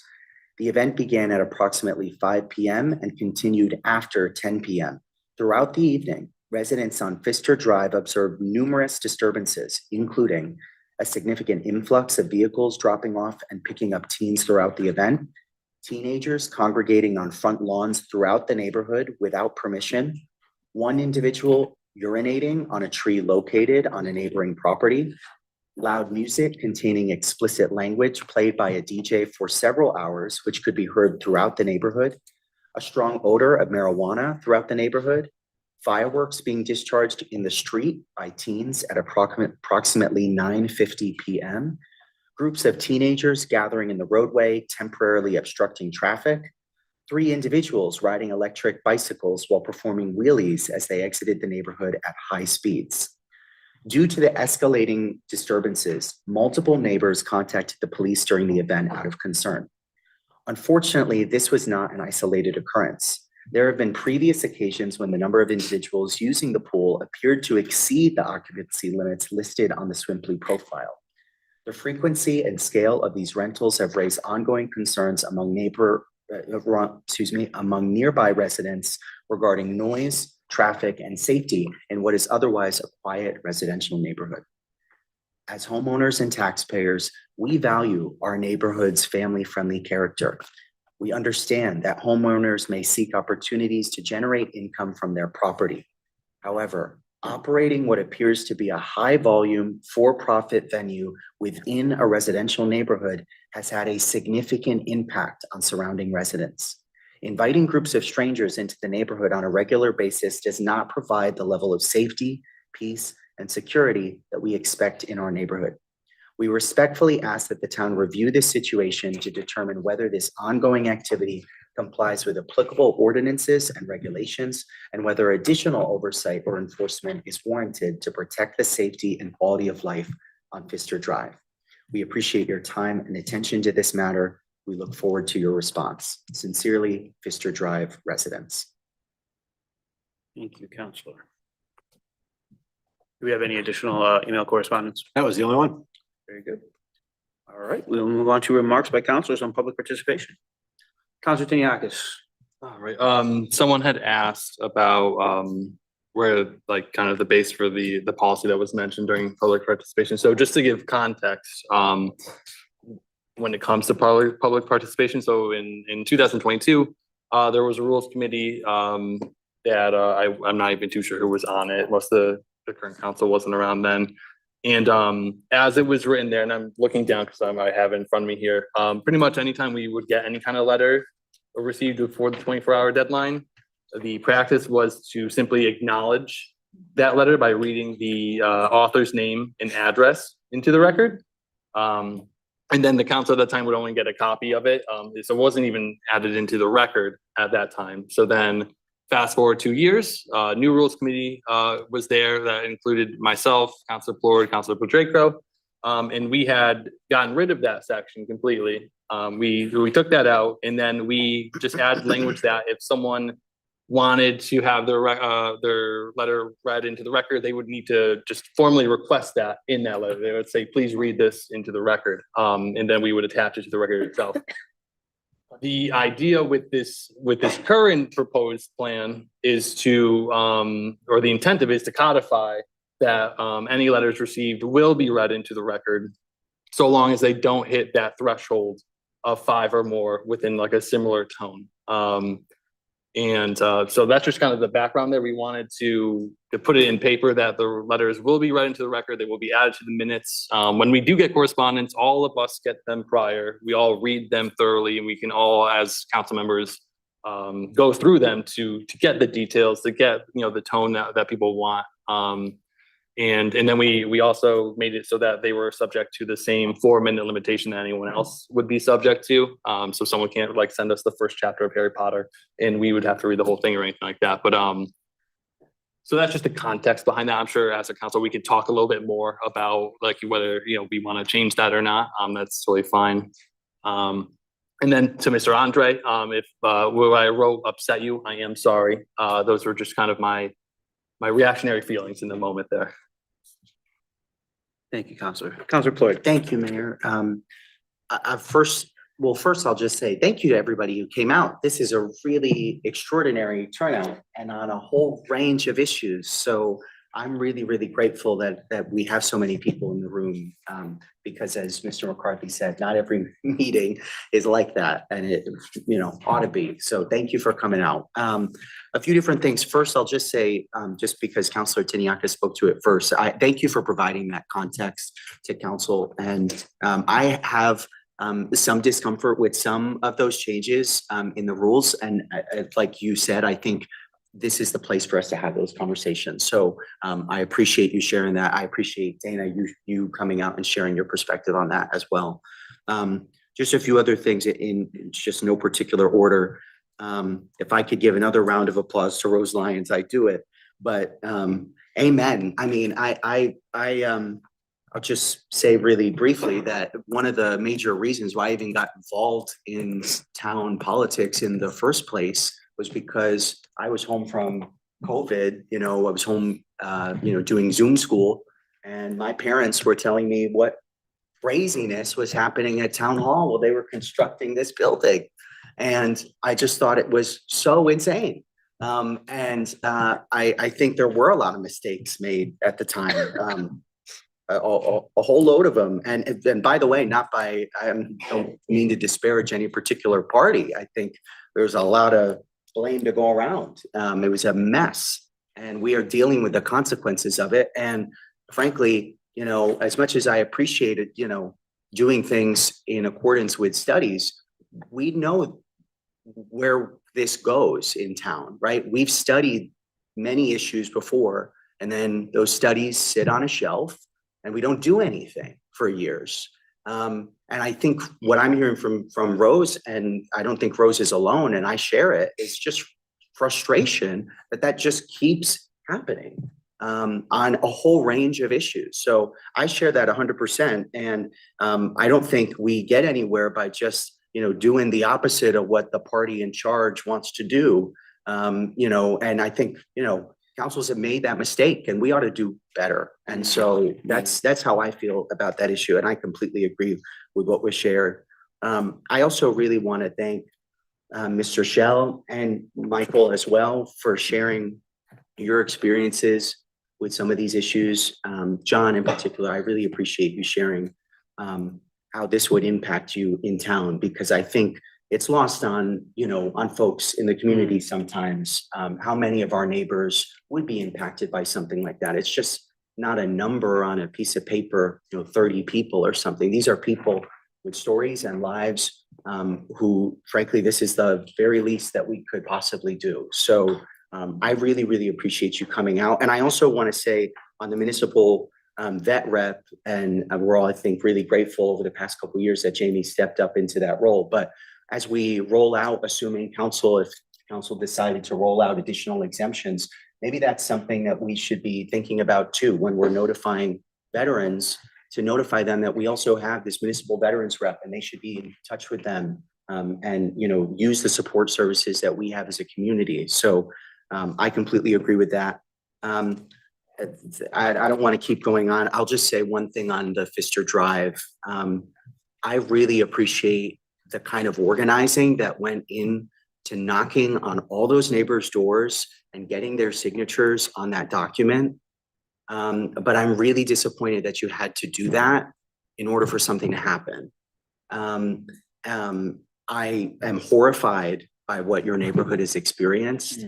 And I'm really glad that something has happened now. And I really appreciate the way that the town manager's office and the way that you, Jonathan, directed your staff after receiving this letter to do a lot of really good work in responding to that. And I know that that's ongoing. And you know that you're going to keep holding folks accountable to follow through on that work. But I just want to say I'm really sorry that that happened. And I hope it gets resolved like yesterday. And thank you for being here. Thank you, Counselor. Counselor Draco. Yeah, just piggybacking on what Counselor Ford said regarding the Pfister Drive. Because both of us have sat through TPZ many occasions, and you know, something as simple as, I mean, this is it belongs thoroughly in TPZ, and I'm assuming that the chair people are looking at that. Is it a home business? Is it not a home business? Oh, it's a zoning. So I just to give an update, would you like me to give an Yes, update on this? please. Yes, Yeah, please. so no, this is unambiguous. There's two aspects. I mean, there's a police matter. So certainly, and I've had conversations with the police chief about this, and to the extent, and I've told Miss Klett as well, and share with her neighbors, to the extent to which there are any violations of the law, so underage drinking, underage marijuana consumption, public urination, obstruction of traffic, please don't even hesitate. Call 911. That's absolute, and we'll get an officer down there right away. As far as from dealing with it as a zoning issue, there's sort of two avenues that we pursued immediately. The first one was, obviously you can't have a business within a zoned residential district. There are provisions within the zoning regulations for home-based businesses, but that's for things like, you know, somebody who's like a single practitioner, a law firm, or a therapist, or things of that nature. It does not something along the lines of having like a party business. That's definitely, there's not even a avenue within the zoning regs for TPZ to consider that. So on its face, prima facie, that is a violation of zoning ordinance. Our zoning enforcement officer has issued a notice of violation to that property owner for that very reason. In addition, we've reached out to the Central Connecticut Health District to get their opinion about whether this would constitute a public pool, just the same way our pools at Churchill and Mill Pond are public pools. They take the position it likely is, and therefore it'd be subject to inspection. It would be required to have certain levels of insurance. And presumably that would create substantial obstacles for that person to continue to operate the business in that manner. So I think between the three avenues that I've just laid out, notice of violation of the town zoning regs, the health district's regulation as a public pool, and finally, as a police matter, I think between the three of those things, I think that this issue should resolve itself quickly. But again, I would say this to any resident who has concerns about, zoning issues broadly, or certainly call my office, certainly call Eric Hinckley, who's our zoning enforcement official. If you have even a whiff of feeling, this doesn't feel right, don't hesitate to reach out. That's literally what we exist for, is to be reactive to your concerns. So again, always pick up the phone, always send us an email, and we'll get back to you as soon as we can. So I hope that addresses some of the concerns that were raised in the letter. Thank you, John. Just one other thing, Ms. Fragolino, I know, Mr. Salamone will be, talking with Parks and Rec, but there were some pictures of, The Parks and Rec storage. oh, she left. Oh, Yeah. okay. Well, but anyways, Parks and Rec you was did, certainly walk through, investigate, and I'm sure you had some conversations, but there are space needs or space considerations there as well. Thank you, Jacob. Thank you, Counselor.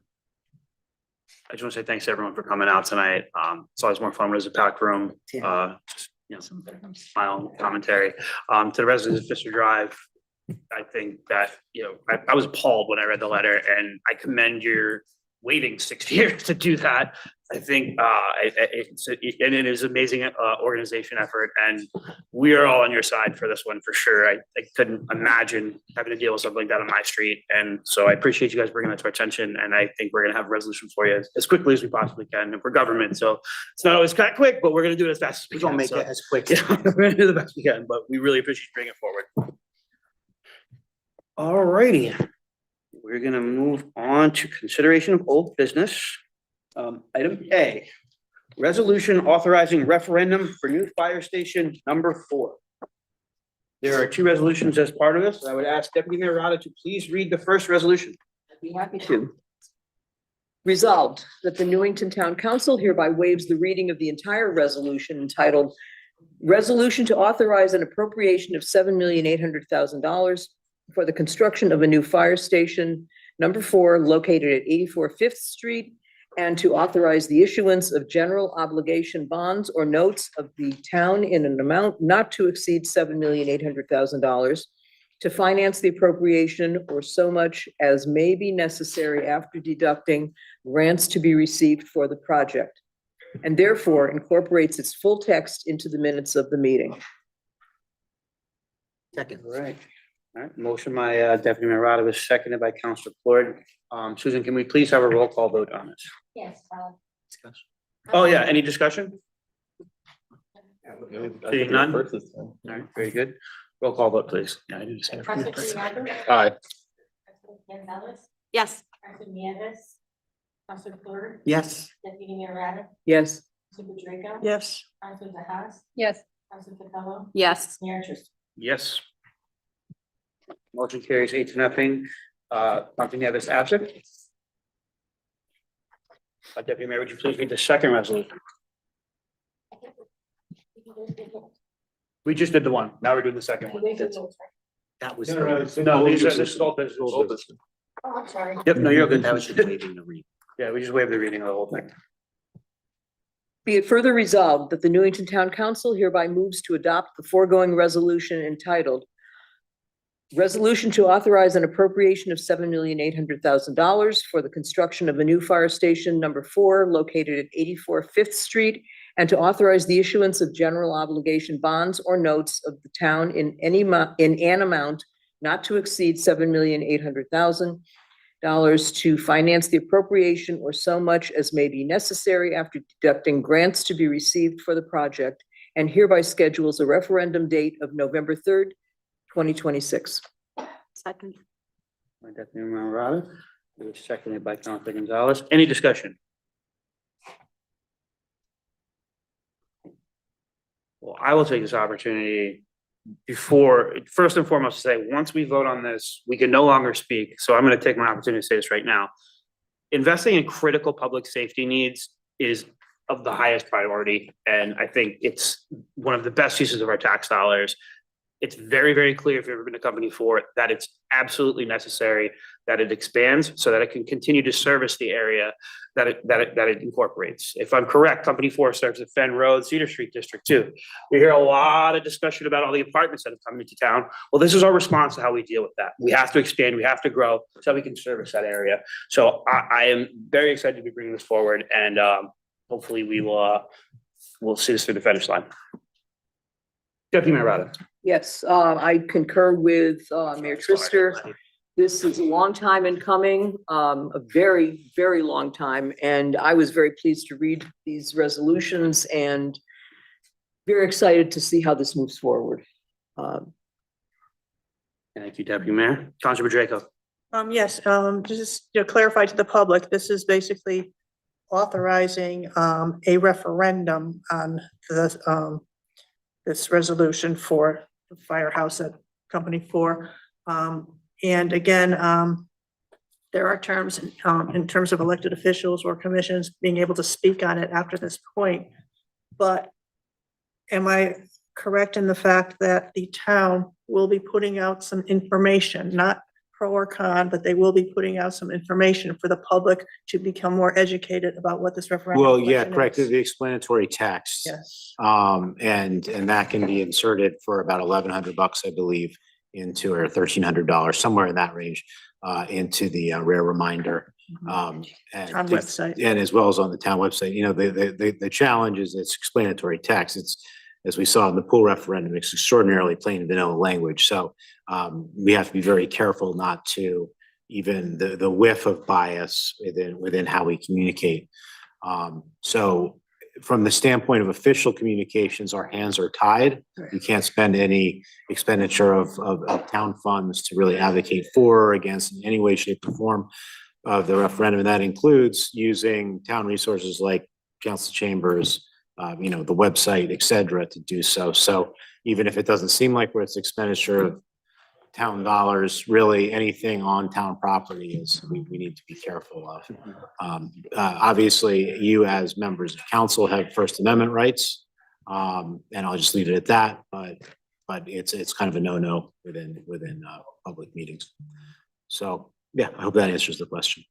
Yeah, I just want to make sure that those who are interested in a little bit more information, again, without a bias one way or the Yeah. other, will have some access to it. Yeah, and absolutely. And we've also placed on the website, we've also placed the cost estimates and the conceptual renderings. So people at least understand what exactly goes into these costs and what the station would kind of look like at a basic level. Councilor Clark. Thank you, Mayor. Councilor Draco took some of the words out of my mouth. I was going to ask about the explanatory text. I'm glad that she did, but just a couple things. I think as a single counselor, the way I always approach these questions, and I've only been a part of approaching one so far, but these referendum questions is just to put in perspective two things. Is there a need, right? And that's the committee's job to kind of express that need and then share it with council. And then do our finances allow, at this point in time, do they align with proceeding with that project, right? What is our bond, situation looking like? What is our outstanding debt situation looking like? What concerns might we have about long-term? And I, as one counselor, have been very convinced of the need for a long time, just knocking in that neighborhood and talking to people about their concerns about what might happen if their house, had a crisis, and whether or not and to what degree that firehouse that services them and their neighbors would be able to respond to that. So I've been very convinced of the need for a long time. And we also, did a review of our debt capacity, and I'm convinced that the finances are there as well. I'm also really glad that this isn't, and it was mentioned before, not a really extravagant plan. I think Don Brown mentioned this. It's modest. It is in line with, frankly, the way that we typically build things in town. We don't get crazy, right? We just build things to our need. And this is certainly a need, and everything in this project seems to have been a need. And so I really appreciate the work that the committee did, and I would just want to say that and emphasize that, because it takes some time to put these together, and we just have the luxury of receiving them and then, pontificating on them. But I really appreciate, the work that went into this. And ultimately, I think that's where council's role stops. It's just in the need and the finances. It's up to the community now to make the decision, if we were to send this to referendum, about the timing, about a whole range of other things, and they're going to be absorbing information to make that decision for them and their families and what they think about this community. But I'm really excited to support this, and I'm glad to vote to send it to the voters tonight. Thank you, Counselor. Since you guys were, for the first time ever, so shy and raising your hands, you all spoke after me. I got a few more words to say. No, I just wanted to thank the building committee for all their work putting this together. I think you guys did an incredible job. You brought us a great project, and I think the community is going to respond lovely to it. And let's bring it forward. Been a motion by Deputy Mayor Rada, seconded by Councilor Gonzalez. Maybe please have a roll call vote, Susan. Yes. Yes. Yes. Yes. Yes. Yes. Yes. Yes. Motion carries 8-0, and counting.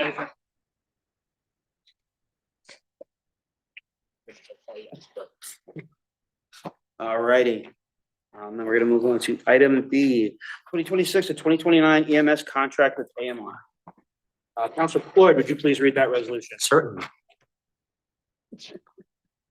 Resolved that the Newington Town Council hereby authorizes Jonathan Altschul, Town Manager, to execute the emergency medical services contract with AMR for the term of July 1, 2026 through June 30th, 2029. Second. All right, motion by Councilor Floyd, it was seconded by Deputy Mayor Rada. Any discussion on this? Councilor Draco. Yes, Jonathan, I was just wondering, it was hard to detect whether there were any changes from the current. Yeah, the only changes were the dates, and I believe there was one address that was changed, but the substance of the contract was exactly the same as what just expired. Okay, thank you. All right, any further discussion? All right, seeing none. All those in favor? Aye. Any opposed or abstained? All right, motion carries 8-0, company others absent. And that'll conclude old business. Moving right along, item 8 is tax refunds. Councilor Draco, please read the resolution. Gladly. Resolved that property tax refunds in the amount of $1,290.96 are hereby approved in the individual amounts and for those named on the request for refund of an overpayment of taxes certified by the revenue collector, a list of which is attached to this resolution. All right, do we have a second? Second by Councilor Gonzalez, so I should beat you. Any discussion on this? Seeing none, all those in favor? Aye. Any opposed or abstained? All right, motion carries 8-0, Councilor Nieves absent. All right, next up, we have minutes of the previous meetings. Deputy Mayor Rada, Councilor Das, do we have any changes to the June 23rd regular meeting minutes? I have a handful. All right. I had some too. Go You ahead. guys go. Let's see if we caught them all. Page 6, fourth bullet from the bottom. I believe that Milton should be Knowlton. It's in public participation. Very good. Page 11, third bullet from the bottom. I believe long fiscal term should actually be long-term fiscal. Page 13, second bullet, the 2 TO should be 2 TOO. And let's see, there was another one on page 13, second bullet. I believe the word it should be inserted before the is in the third line and has to had in the third line. And on page 14, third bullet, again, I believe Milton should have been Knowlton.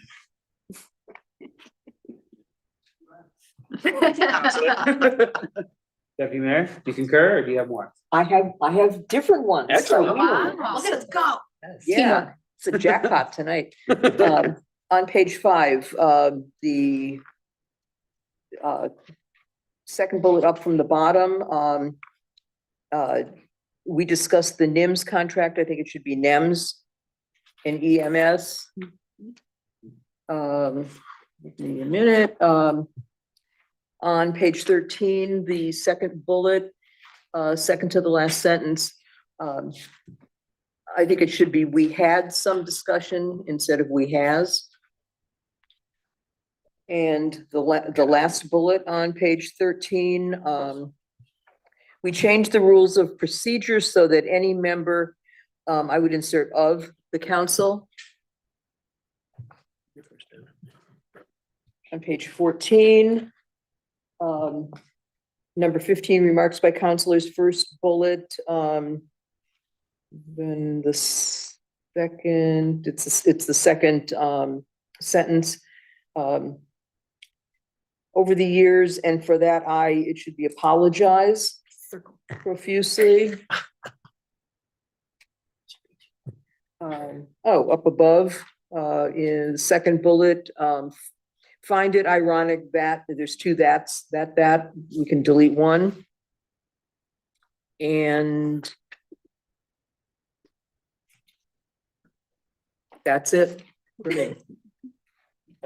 I would entertain a motion to approve the June 23rd, 2026 regular meetings, including the changes proposed by Councilor DeHaas and Deputy Mayor Rada. So moved. Second. Councilor Floyd, second by Councilor Gonzalez. Any discussion? Seeing none, all those in favor? Aye. Any opposed or abstained? Motion carries 8-0. Councilor Nieves absent. All right, moving right along, we have a couple of resignations. Councilor Gonzalez, I'd ask you to please read the first resolution or about the first resignation. Sure. Resolved that the Newington Town Council hereby accepts the resignation of Eric Hinckley as a member of the Library Renovations Addition Public Building Committee in accordance with the correspondence received on June 24th, 2026, and effective immediately. Second. Motion by Councilor Gonzalez, second by Councilor Floyd. Any discussion on this? Seeing none, all those in favor? Aye. Any opposed or abstained? Motion carries 8-0. Councilor Nieves absent. Councilor Kuniakis, would you please read the next resignation resolution? Sure. Resolved that the Newington Town Council hereby accepts the resignation of Jonathan Galligan as a member of the Fair Rent Commission in accordance with the correspondence received on June 29th, 2026, and effective immediately. Be it further resolved that the Newington Town Council hereby accepts the resignation of Jonathan Galligan as a member of the Vehicle Appeals Board in accordance with the correspondence received on June 29th, 2026, and effective immediately. Second. Motion by Councilor Kuniakis, second by Councilor Gonzalez. Any discussion? Say in regards to both, I just want to thank Eric for his service on Mark and Jonathan on his service for these boards. I know Eric's now leaving, Jonathan's moving from town, we'll miss him. That's the only comment I have. All right, no more discussion. All those in favor? Aye. Any opposed or abstained? Motion carried 8-0. Councilor Nieves absent. And with that, we're gonna move along to new business. First up is Rules of Procedure Subcommittee recommendations. Now I know we're gonna continue to discuss this, but I actually want to kick off the discussion here. I didn't know that a mayor could add anything to the agenda until I saw this in here. And at first I was a little excited, but the more I thought about it, it makes me a little nervous. I can't foresee a scenario where there would be a need for the mayor to add something unilaterally. The only scenario where I could see that playing out is if there was some sort of an emergency and I don't see why we couldn't have a full council vote on something if there's an event of an emergency where I don't imagine it would be politically based. The idea of more power just makes me more nervous, I think, and not just for myself, but for anyone future mayor. I mean, I can see a lot of bad being done with this. I'm a little concerned with that specific. If there's any insight on like why that's in there or why we should do that, I'd be open to hearing it, but it makes me nervous. Yeah, why doesn't Lauren come up and, yeah.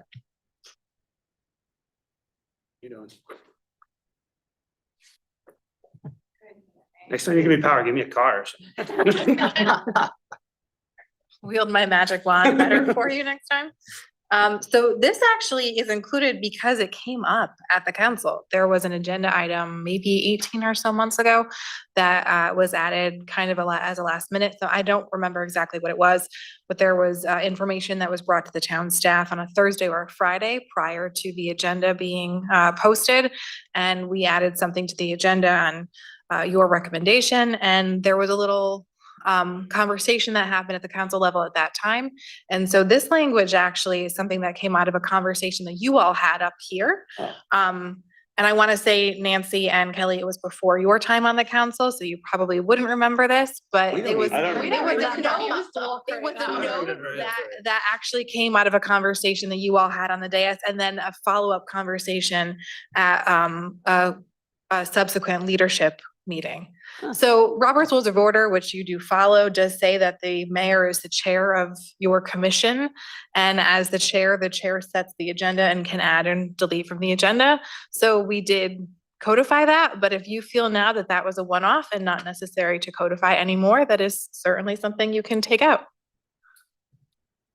Thank you, Mayor. Thank you, Lauren, for that clarification. I don't remember that. I don't at all. Maybe it happened, but I don't. Every time it comes up, I actually open up this document and I save a new version of it and I put notes. Okay. Every time you guys do something that either maybe you say, oh, we should have that in our rules of procedure, or what does our rules of procedure say? I actually go and like take a little note so that when it comes back to the subcommittee, I can sit with the subcommittee and say, here are all the notes I've taken at all of your meetings. Well, thank you for doing Yeah, that so thanks. judiciously. I also, yeah, right. I also have the same discomfort that the mayor does with this point. I guess part of my discomfort too comes with, we functionally use Robert's Rules of Order, but Robert's Rules of Order is not ever referenced in our rules of procedure. And so it seems like an addition when it's really just It actually is the first sentence of your policy that you. Oh, look at that. Well, it is. Sorry. Yeah. Oh, and I will just say, that last sentence of this additional language, that at the time the item is added to the agenda, the mayor shall also notify the rest of the council. That is also something that came up in that conversation because some members of council felt that they should have been notified when the change was made after leadership and before posting of the agenda. Could I So, just add yeah. though? So, I mean, thank you. It does, Robert's Rules of Order. But still, that being said, right, like we don't follow Robert's rules to the T. There are plenty of, motions and maneuvers that are just omitted from our meetings. One of them is the consent agenda that we kind of put on the And now rules we're for a while. asking you Now to we're take it taking off because we didn't use we it. just never used it, Yeah. right? So it seems like we abide, sure, by Robert's rules, but are kind of our own formulation of it. And it would be within our discretion to identify some no-no areas within the rules as well. And I don't know precisely how that should be articulated within the rules package. And I'm sure there are legal ramifications to some of those questions too. But I do have discomfort with this particular point, like the mayor does. So yeah, I agree. I was gonna say,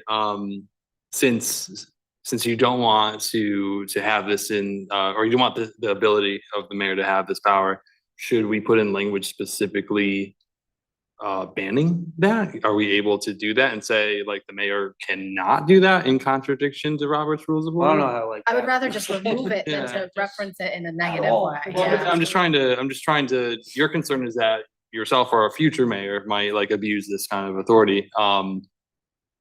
So by just not acknowledging it doesn't really safeguard the council from that power, right? So like, if we don't say anything about it, another mayor in the future could be like, well, it's in Robert's Rules of Order, so I'm going to do it. So I'm just asking if that's a big concern of yours. Like, do you want to workshop a way to mitigate that. I don't know if we even can do that. I guess we'd have to get like legal opinion or something like that, but that could be something that we could pursue if you want us to. Just on that, if we're indicating that we follow Robert's Rules of Order, is it necessary to have this sort of secondary thing mentioning that? I mean, or it's still, I mean, if we're following Robert's Rules of Order, it still technically could be done. Again, Does it this apply? is because this instance did happen. Okay. And that last sentence saying that you as the mayor would notify the rest of the council, I think is important because that was the caveat kind of that happened. Not so much that something was added to the agenda because data was brought in from town staff, but that the council, other members of the council weren't necessarily aware that it was added. No. So this just kind of was spelling out the fact that you can add to the agenda. But if you're going to, make sure that you send something to the rest of the council informing them that after agenda setting, this item was added and here's why. Councilor House? I guess I'm trying to think through as many scenarios as possible Yeah. in my head as to where it would or would not Yeah. benefit. And I guess I know an emergency came up or maybe a time sensitive topic where something came in at the last minute, but we know we need to address it sooner rather than later. Can we maybe just say in instances of emergencies or time sensitive matters, this could apply? And there is a line in there that says he shall not notify the remaining members of the town council, which is an obligation of the mayor to notify everybody of that change. It's not like a if then or maybe kinda, it's a shall. Sure. So No, There's the mandate there. I mean, the only thing I have on that is like, if there was a situation like that, like, could we not just approve, to change the agenda at the beginning of the meeting and everyone votes on it too, you know what I mean? If it's a serious, like an emergency type of situation, I don't imagine anyone else would be. So I don't know, but it's a good discussion. Yeah, I mean, in an event of emergency, I'm just thinking this might be as much advance notice as possible Sure. versus just addressing it at the start of the meeting to Sure, change the that's a good agenda. point. That's a good point. I'm playing it through in my brain as to when it might apply and when we wouldn't necessarily want to remove the ability entirely, although I understand the option for that as well. Councilor Floyd? Thank you, Mayor. And I don't want to belabor as well. I know this is a great discussion, but Mhm. I think this is maybe part of a larger conversation that perhaps the Rules Committee should be exploring just about, some of the nerdy details of Robert's Rules and the degree to which we adhere to it. And if there are, again, prohibitions on certain areas of Robert's Rules that this council, right, wants to instigate, like this one, clearly there's some real feelings about, but it's permissible under Robert's Rules. And so, I think is a larger conversation that could maybe be had there. And again, like I said, and like Councilor Tiniaka said, it's unclear maybe to us precisely how that might look functionally, but there are areas where that might be warranted. The beauty of this document is that it is a living document and it can be updated through the subcommittee to all of you rather easily. And it can involve with things that you all see on the dais. So if this is something that you feel maybe, and I'm just throwing it out there, maybe you feel like other changes are easy for you to approve at the next meeting, and then this one gets kicked back to the subcommittee to continue to suss out further. I think the fact that it did happen. Yeah. Makes me, it's not hypothetical. It did happen very recently, actually. I mean, within the past 2 years. Mhm. Feels like a lifetime. And I don't remember. and Jonathan, you're not gonna abuse. No, worry about me. If you're in that seat, you will. That's right. He'll love giving me power. You might have sold me now. Maybe I'll take more power. No, but I think this is a good discussion. We'll continue to look at it over the next couple of weeks and we'll see what comes up with 2 weeks. Councilor Floyd, sorry. I was gonna say, really there are quick other too. changes if you want to go. So over there was the the, changes there was the or- other one that was referenced as well during public participation, and I almost exactly my view on that is what Dana shared, which is that I think there are, I know, first time, but that, there are form letters, legitimate form letters that maybe should be, read a single time because they are literally identical. And I really think it's great that adding the name still to the record, I think that's still very important. But summarizing is very discretionary. And, you know, as someone with a organizing background, who would work with people to slightly tweak a couple letters here and there and maybe kind of circumvent the form letter rule, I think that's a tool that should be available to the public, frankly. And so I have some discomfort with that, and maybe that means just further discussion in the committee level. But you know, that's just my 2 cents on that. Thank you, Councilor Drago. Yeah, actually, I was kind of, because I think we thought in the committee that we were being more liberal. Because we were, in the prior version, we really were not reading letters in at all. And we also specifically said, not only, even in the cases where we summarize or indicate that there's a form letter, we specifically said that the name of each sender will be read. So even if the content of the form letter is not reread, 20 times, whatever, the name of each sender as well as the position, pro or con. So we were trying to be more inclusive, but obviously there's some concern, and maybe we can take it back and talk about it. Having sat through years ago where, there were like 30 form letters that came through, and particularly contentious, budget meetings, and it was, but then, which is why I think in the first place that the prohibition was put in regarding form letters. But yet, another part of me says, well, that's our job. To sit here and read. If it takes till 11 o'clock at night, so be it. So I think this obviously needs a little bit more further discussion, but we were trying to be actually more inclusive than the previous version was. Thank you, Councilor Keniakis. Yeah, I share the same sentiment, right? I feel like the committee itself is very flexible. We just want to make sure that all of this is above board with everybody.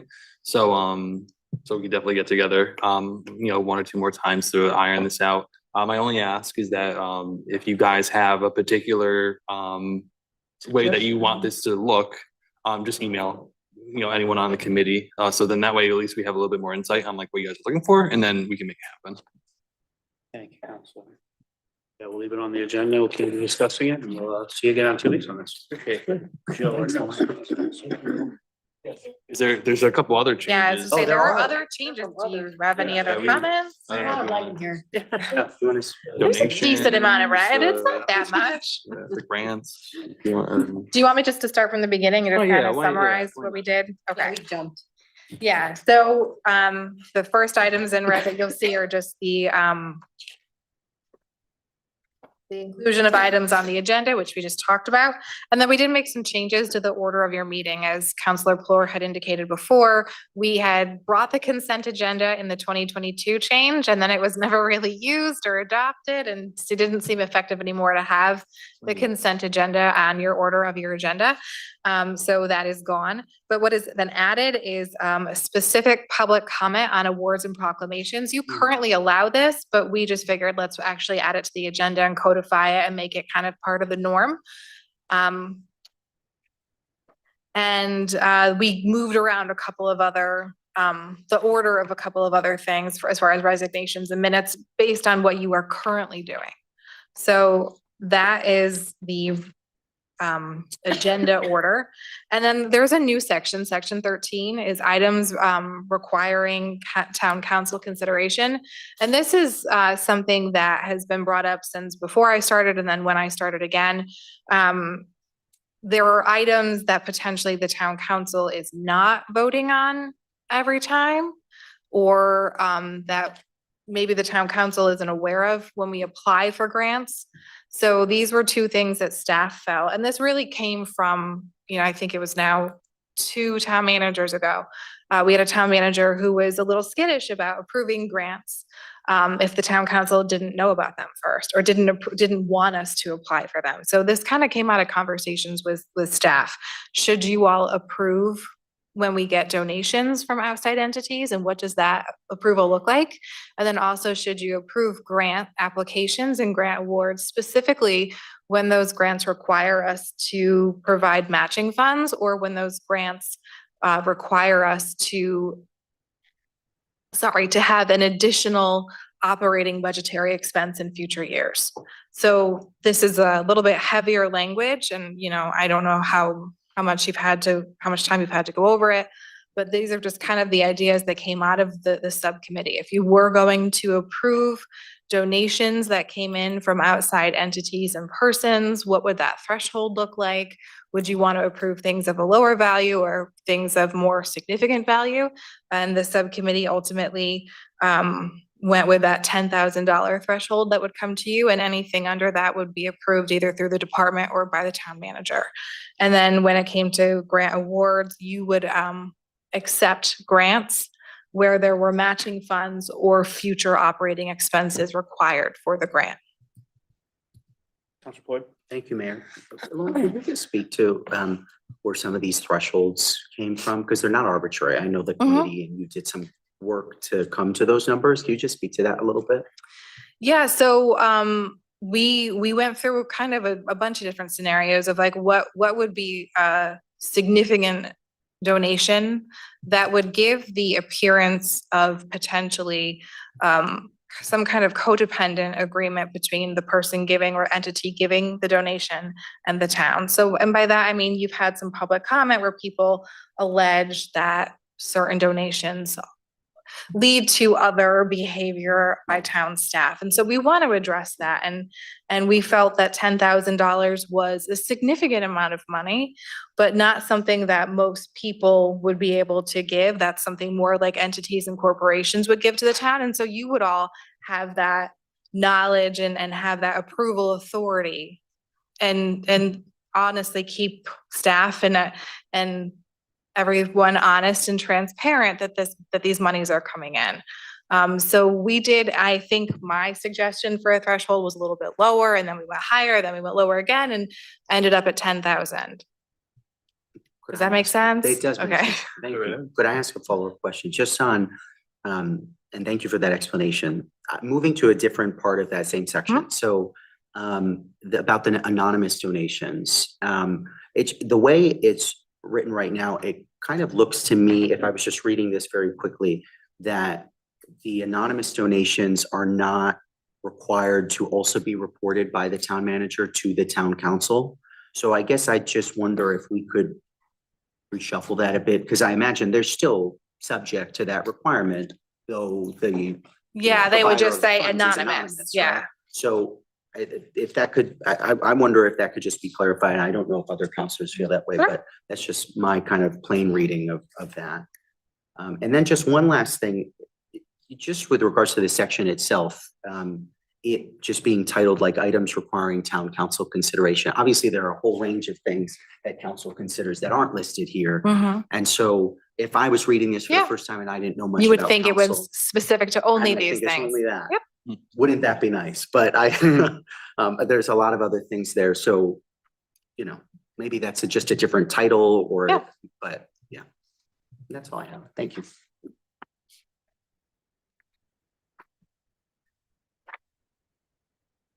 All right, and then we have the language regarding the written communication to council, which you've already gone over. And then the last change is just waiving of your rules, which I think still continues to be Sensitive? or confusing as to the order of the procedure and process. When you guys waive the rules, when do you have the public comment on waiving the rules and adding the agenda item? So not many changes there. We just changed that one sentence to begin. If your rules are waived, that public participation shall be automatically allowed during the discussion. But I just would draw your attention to just reading over that order of procedure, because we did not change it, but it's not always followed every time because it is kind of convoluted. Yeah, wasn't the problem, not the question, was that if we waive the rules, we were then asking for public participation, just on the waiver of the rules. Correct. And not on the content of And what we how were it, doing. yes, and how it was written is that the public comment comes on the actual agenda item, not on whether or not you should waive the rules. That's your purview to waive your rules. But you would want public participation before you voted on that item that you added to Just on the take waiving business of the on. rules. Correct.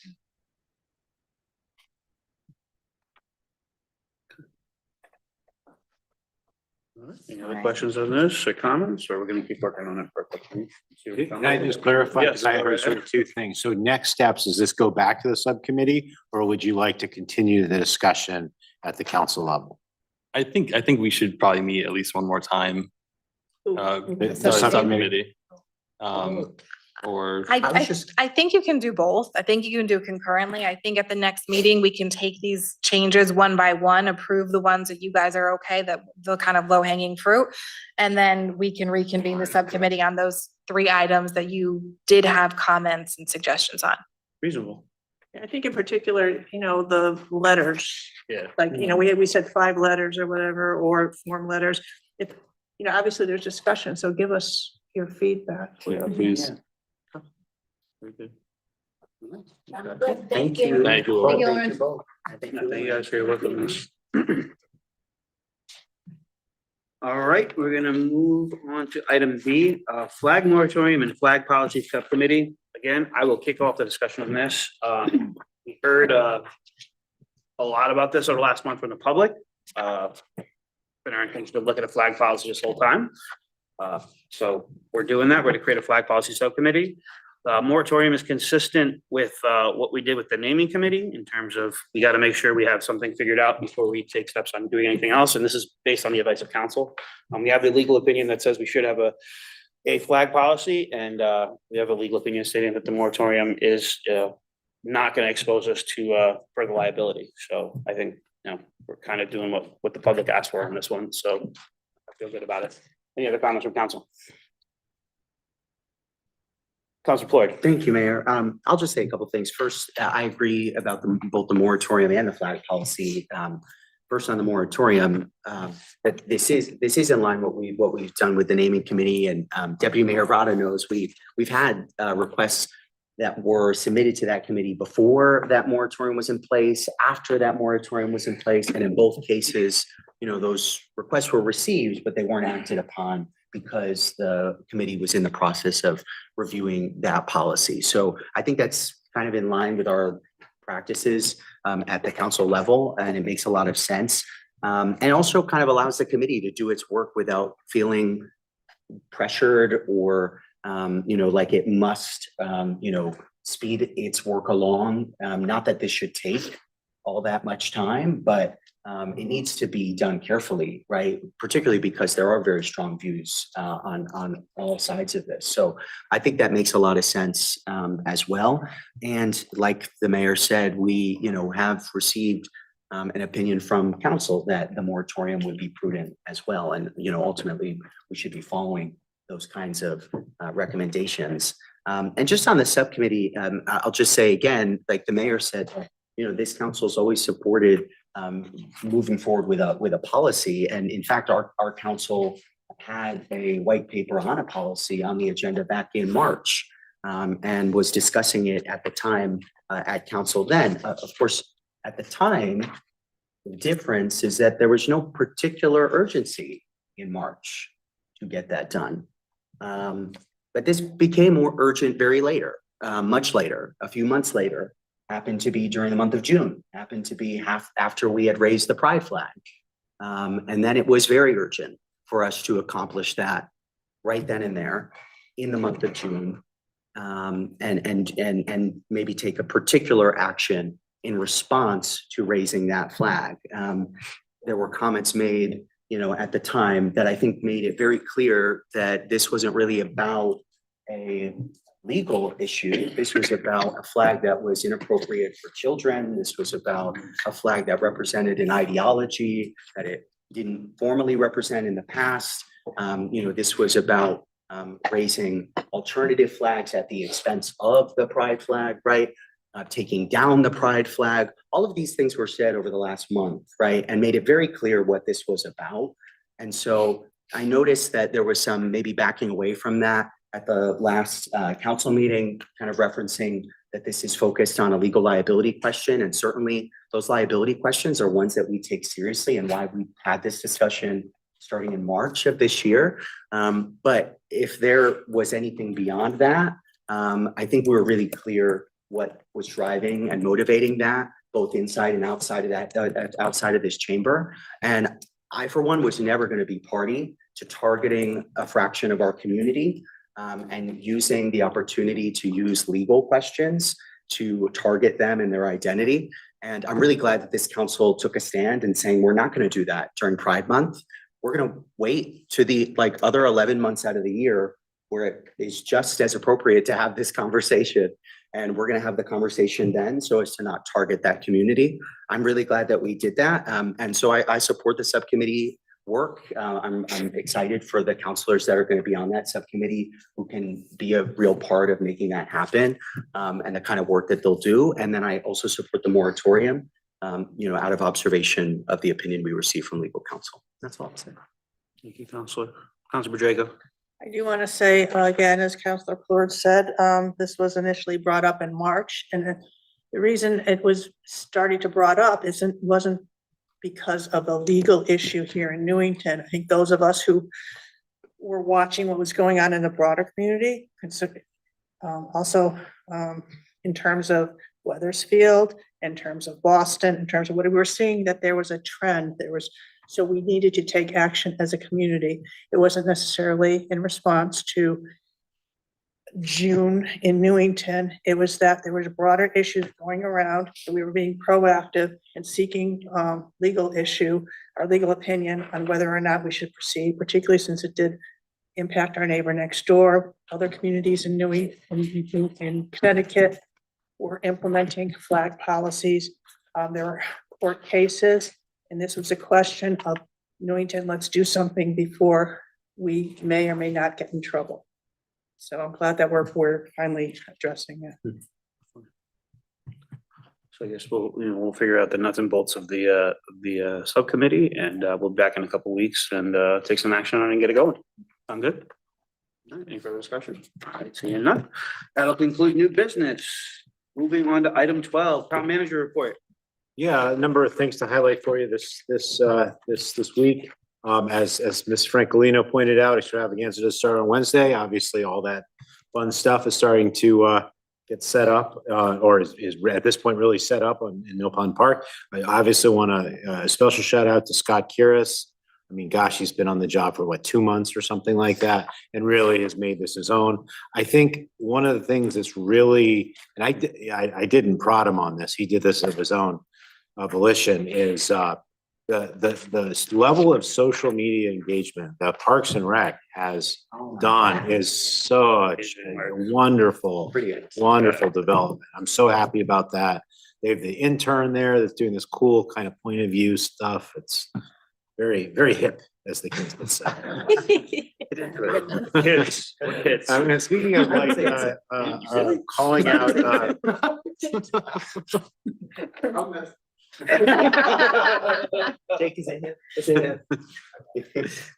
as far as calling out other department heads for doing a great job, I think we all we're blown away by what Jamie Trevathan did with that Declaration of Independence reading from last week. That was really neat. Just enough said. It was really cool. As I think everybody here knows, today was sadly Paul Dixon's last day as town planner. He's moving on to a community in the shoreline, starting tomorrow. So obviously, good luck to him. Eric Hinckley is obviously stepping up as our acting town planner for the next couple of months. We have closed now the job announcement for a town planner, for a replacement planner. We have a couple of really good resumes, so I'm excited to get that interview process going. Last week, Chief Perry swore in 3 new police officers, Jordan Gonzalez, Christopher DeBella, and Nick DeChucco. Both Jordan and Nick are both Newington residents, proud Newington High School graduates. I think all of them are going to be really good. I really enjoyed meeting with them. I think they're a good crop recruits. Nick in particular is interesting. He was worked for Rob Hillman in the highway department, realized his heart was in law enforcement, so just made that switch. So it's really cool. That's awesome. We are going to be awarding I can't remember if I mentioned this at the last meeting or not, but we are about to award, there was some stops and starts, but we're going to award the red light camera contract to a company called Ultimate that did very well in the due diligence process and reviewing the RFPs. So that award letter should go out shortly. The DOT portion of the Cedar Street sidewalk project will get underway, I believe, with erosion and sediment control. So those like silt socks will start to go up end of this week, I think Thursday, with construction activity slated to begin on Monday. So obviously that, particularly on the westbound side of Cedar Street heading towards Central, could get a little backed up for the next few weeks. The nice thing about sidewalk work, unlike road work, it's much faster business than milling and paving. So hopefully, it will be not as much of an inconvenience as people fear, but we'll see.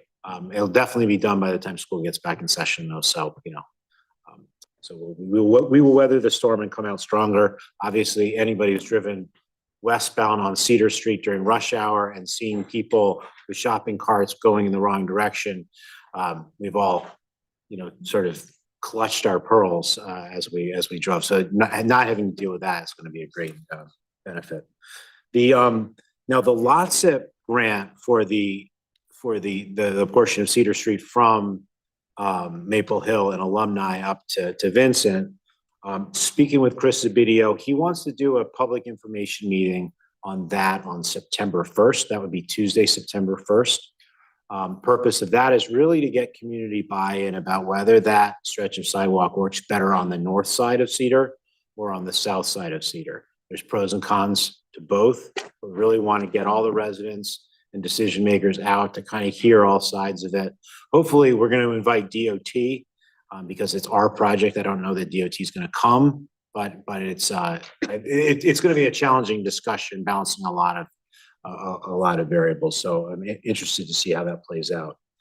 A couple of other things. I think on Friday at 10 o'clock, the Market 32, the new Price Chopper luxury brand, is going to have their grand opening. Where they're actually open for business, I'm not 100% sure about, but they They're will be opening at doing 6 a.m. from what I Yes. heard. So the Oh, ribbon cutting's at 10, but they're open for business at 6. We Yeah, that's what they said. will see. I don't want to comment on that. I think there's still some inspection. The third but- try, right? Never mind. Yeah. So, but I know that at least they're going to do the ribbon cutting at 10 o'clock. And then also to AJ's former place of employment, it's called attention to detail, that automobile, kind of technical The progressive parts. building And up there. it's hard to explain exactly what they do. I know they like calibrate like your Accessories. accessories and your cameras and stuff like that in your car. They're going to be opening, I think, next Tuesday. So a lot of cool economic development stuff. And they're coming down the moving way. from like Middletown, right? Like they're Correct. moving from another community. Correct, to yeah. Newington. Exactly. That's great. Yeah. Happy to take from Middletown. Counselor Floyd, you have a question? I did, just a couple quick questions. One, you mentioned, Jonathan, about the red light cameras, in that discussion, so, and awarding the contract. This is gonna be maybe a statement and Yeah. a question, but just for the public's like Sure. education, and I guess also for ours, but just to clarify, once that is awarded, that there's still a process that. Oh, comes yeah, after, yeah. right? So that's let me lay that out. So there's it's not just like, so tomorrow they're gonna start putting up and we're gonna start issuing citations on Wednesday or something. No, not at all. The first step in the process, once we engage, the first significant step in the process, once we engage Ultimate, is we have to, working with them, they're gonna hold our hand through the ordinance development process. And as part of the ordinance development, first of all, we're gonna have a public hearing to get input from residents. And that's gonna actually require, obviously, council to vote. So there is still an off-ramp. If you guys, after kind of seeing, yikes, this is what it's gonna look like, this is the impact it's gonna have, we don't really want this in our community, we still have an off-ramp. And within the RFP, there was language that says the town of Newington reserves the right to not pass the ordinance, in which case this contract is null and void. So there's definitely opportunity for input and your vote. But as part of that ordinance, there's all these sort of thorny questions that we get to wrestle with. Like, for example, not only like where we're gonna put the cameras, but for example, let's say I'm driving along, let's say we put up 2 cameras on the Berlin Turnpike, like Weathersfield did. So let's say I'm going, 70 miles up and down the turnpike, and I hit 2 cameras like within 30 seconds of each other. Does that trigger two tickets or just 1? Do I get maybe say like every motorist only gets 1 ticket per day, regardless of how many individual violations they have? I know there's all these sort of like questions we have to wrestle with as we go through this process.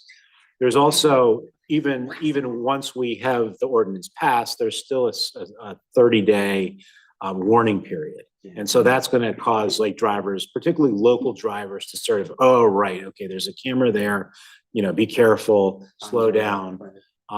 So it's going to cause, the purpose of this isn't to generate money, it's for public safety. So the purpose is to get people to just start to engage in better habits rather than chin up revenue. So yeah, I think, soup to nuts from, signing the contract to actually be issuing tickets, it's probably 7-8 months, all said and done. Lots of opportunity for discussion and public feedback.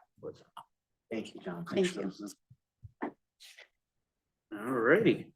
We will move on to item 13, council committee reports. Council Siniakis, now she pulled it down, she put it back up. The Commission for Senior and Disabled are on summer break, so they haven't met. They're having hopefully enjoying their summer. And then, the extravaganza is happening this week. I will be volunteering at the beer garden tomorrow and the next day. So if you want to see someone dish out some alcohol, come by and support. I'll definitely be there doing my best. Not drinking, of course. No, absolutely. Councilor Draco?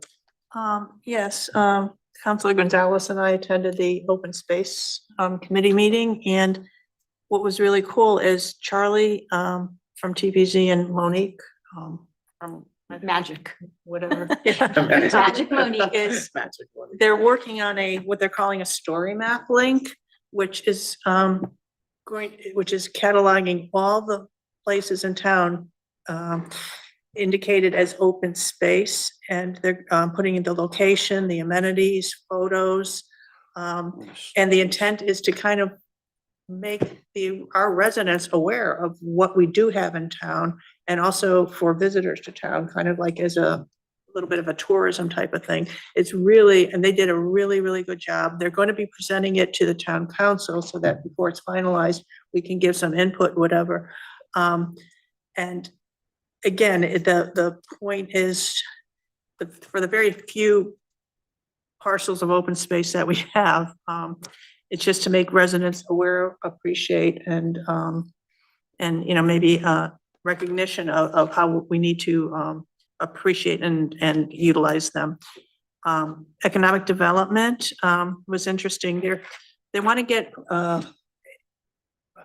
eventually their own website, but they also want to get an email link for them so that businesses or residents can kind of communicate. And in order to do this, they had to go through an FOI discussion with the town clerk. So James Krupinski gave a really good little tutorial to them on basic overview of what a local EDC is, Economic Development Commission, what their powers are, and how they have to be very careful about FOI now, using ex parte communications, whatever, so that these are things that they really weren't ever schooled on or taught. So they were appreciative of that, and along with that, they're going to start looking at their own rules and procedures, which are a little bit dated. I think it came from the early 2000s or whatever. So they're going to be busy with that. Councilor Floyd. Thank you, Mayor. I'll just add on a couple of things that Councilor Draco shared, and then a couple more. First, not a part of my report, but just a question for you, Jonathan. I know in agenda setting, there was reference to a open space grant, not that we've received, but that we were exploring. As it relates to acquisition, I think it reimbursed like 65% of the cost of acquisition. It sounds like the work that Open Space Committee is doing could really dovetail very well with that moment. And I know we want to really aggressively pursue opportunities like that. Do you have any updates? I don't. I was hoping to get an update from Eric and Charlie. They were gonna do a deep dive about a little bit more into it. And then hopefully have an update for you guys at the next agenda setting or potential something that could bring the full council, but it's pending. That's terrific. Thank you. I'll add to EDC. I was online, Councilor Drake, I think was in the room, but in addition to what Councilor Draco referenced, there was also some interest at the EDC in forming potentially some interest in forming some subcommittees to conduct their work. And because of some of the rules around creating those subcommittees, that might be something that might come to us at council at some future point. So EDC, I think, still has to have quite a few conversations about what that might look like, but they are considering that a little bit. I won't go through the chamber report and the downtown report, but there was some also discussion about the POCD, which we reference, pretty actively at the council level, which TPC references actively as well, just like statutorily. But EDC doesn't necessarily have a way of routinely checking in on their progress towards the goals in the POCD. So it seems there's some more interest in doing that, which I think is an outstanding idea.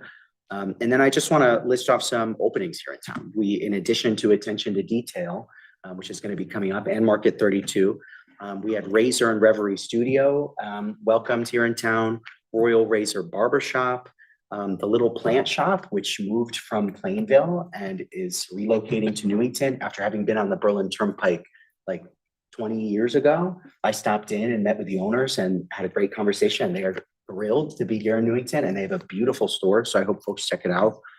Forever Beauty Salon, Ross, as a lot of folks have seen, Ross is coming to that plaza. There's been some improvements to that plaza. I know folks want to see a little bit more done in that plaza to improve the parking lot as well.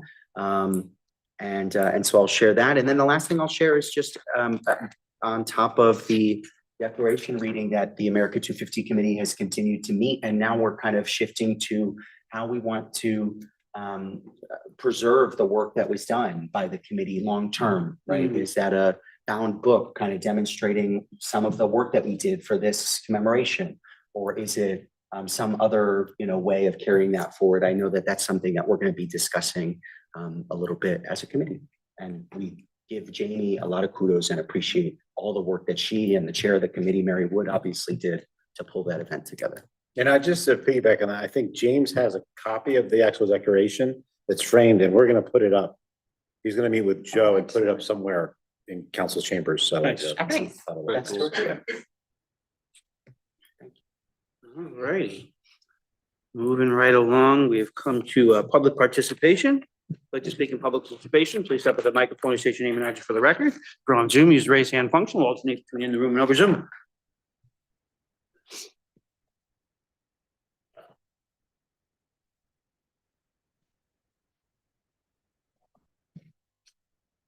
It's pushing me away.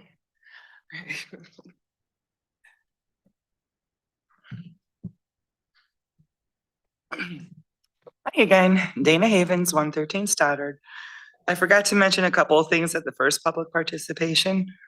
I just wanted to say that I did go to YouTube to watch your last policy and procedures meeting, so I can understand why you made some of those changes, and there's no audio to it. Yeah. Yeah. Yeah. So, and then I went to go read the minutes, and they're like so sparse. It wasn't, yeah. So do better, people. And I was just thinking, if the mayor wants or needs to add a last minute item in today's like day of technology, can't the agenda setting committee just meet via Zoom and agree and then get it added? I mean, can we put that in there? That just kind of makes sense to me. And and I'm glad to see that there will be a flag committee formed. It's well overdue. I'm also in favor of the moratorium being in place until this policy is made. I'm just hoping this decision will now stop that gentleman from going forward with his plans to sue us. And it should at least protect us from future litigation. Well, at least until the policy is made, and then we'll see how that goes. And Matt, it was so much fun to agree. So do that more often. Isn't it great? You want to be happy again? Just agree. Good. Thanks, Dana. We have one on Zoom and then we'll go to you, Rose, but you can come on up. All right, Lewis, go right ahead. Louis Nero, 482 Churchill. Just again, just in opposition of these red light cameras and speed cameras. They have been put in Middletown, and all I hear on it is mostly all the revenue being generated. And it's being generated through some of the town and also through a third-party company who we don't know what they're doing with that data and what they're using it for. And also Middletown had a pedestrian versus motor vehicle accident just about 300 to 400 yards away from those speed cameras. So all these things about safety and everything else by it, from what I've heard on different things, is that they're using old speed data from like 10 years ago. It's not even updated information because most of the stuff has not been, they're not using current information. So we have really no idea of what these things are really doing. They have just been installed in, but the one in Middletown, like I said, they have generated millions of dollars in use. And they've already had a motor vehicle versus pedestrian, which is what these things are supposed to prevent, which so they're not that much for safety. It is mostly for revenue generation. And I do not support revenue generation when we're all crying about taxes and how much we hurt and how much it is hard to afford things. The other thing too is that most of the time with these speed cameras, they're most municipalities. So fire chiefs, police officers and other stuff are excluded from these speed camera things, and they should be definitely included in this. If you want everybody to be safe, I see the police department and first responders on their cell phones. I see them speeding in the town, so they're just as guilty as all of us. So if we want to point fingers, so if they're going to point fingers at us, we got to point fingers at them too. They got to be held to a higher standard and also be basically the beacon of what we're supposed to be doing as citizens. It's kind of like children. If you want to lead children, you lead by example. So that's what has to be done too. So that's all I have to say. Thanks so much. Right ahead. Hi, Rose Lyons, 46 Elton Drive. I've calmed down in the last 2 hours that we've been sitting here. No, I haven't. Right. No, I haven't, because it's been festering inside of me for 6 years now. And quite honestly, when the OFI building was bought, I was ready to explode then. Because I know what went wrong. And not that I know how it went wrong, but it went wrong. But in any case, that being said, got nervous there when you started reading Eric's resignation, because I've been reading about too many resignations on Facebook and on my AOL mail. So I'm glad he's going to step down because it's too much of a commitment for him. And I get that. That's great. As you probably know, I don't agree with the policy of how you're not going to read things into the record. And I get where it all came from, because I've been watching since 2010. I have the 2010, the 2016, the 2020, 22, whatever. If you thought that you didn't like, I'll just speak to Gail because you're the only one got stuck with it. If you didn't think you liked reading those, we didn't like sitting and listening to them, you know? And here from 2010, it says, members of the public who wish to register written support of or opposition to an agenda item at any council meeting shall be afforded the means to do so. The names of those registering shall be read on to the council members prior to the vote on that particular item. In the event that the list is long, the clerk, shall tally the list and announce the total number of people registering support of or opposition to an agenda item. Written communications will not be read into the record unless requested by a counselor. I get why you want to do what you want to do, but you pick and choose at times when you're going to read things in. So former Mayor Del Buono's letter was written in, our list was read in, her husband's was read in, some other people, you don't even mention their names, and who's gonna look 3 weeks later at an agenda, I mean, to the minutes, but in any case, speaking to one of the good things I saw was about the grants. And I think that the grants and donations, I noticed in Parks and Rec, they just bring it before the Parks and Rec Board and they approve donations. And I've seen some of them that are with people that are doing business with the town. And I mean, I'm not saying it's wrong, it's a gray area in my opinion, but it's probably fine. As far as introducing something in to be added to the agenda, the thing that sticks out in my mind the most is when the Ethics Board was meeting at 6:30 at night upstairs, and I came downstairs to find out that the town manager, not Jonathan, had added to the agenda the applications or the requests from 2 people to be put on the Ethics Board who were unaffiliated without being vetted. I have the emails. They were dated that day, early in the morning or the day before. That's wrong, in my opinion. As to the Pfister Drive situation, I had a call, somebody asking me whether it was in the regulations or not. And as far as I knew, if it's not in our regs, it's not allowed. So if something's going on in your neighborhood, don't just put up with it. Say something. It's a quality of life. And I think that we deserve to have people look into it. And they do look into it if you let them know. But if they don't know, they can't do it.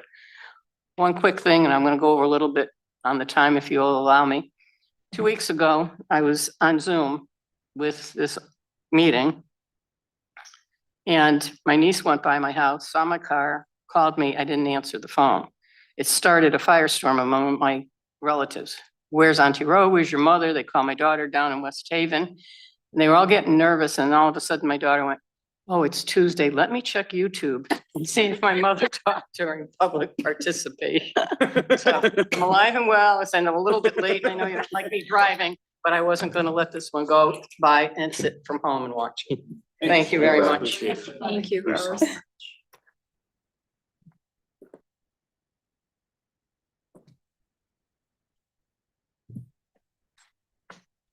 Hi, Jacob Knowlton, 10 Hillside Street.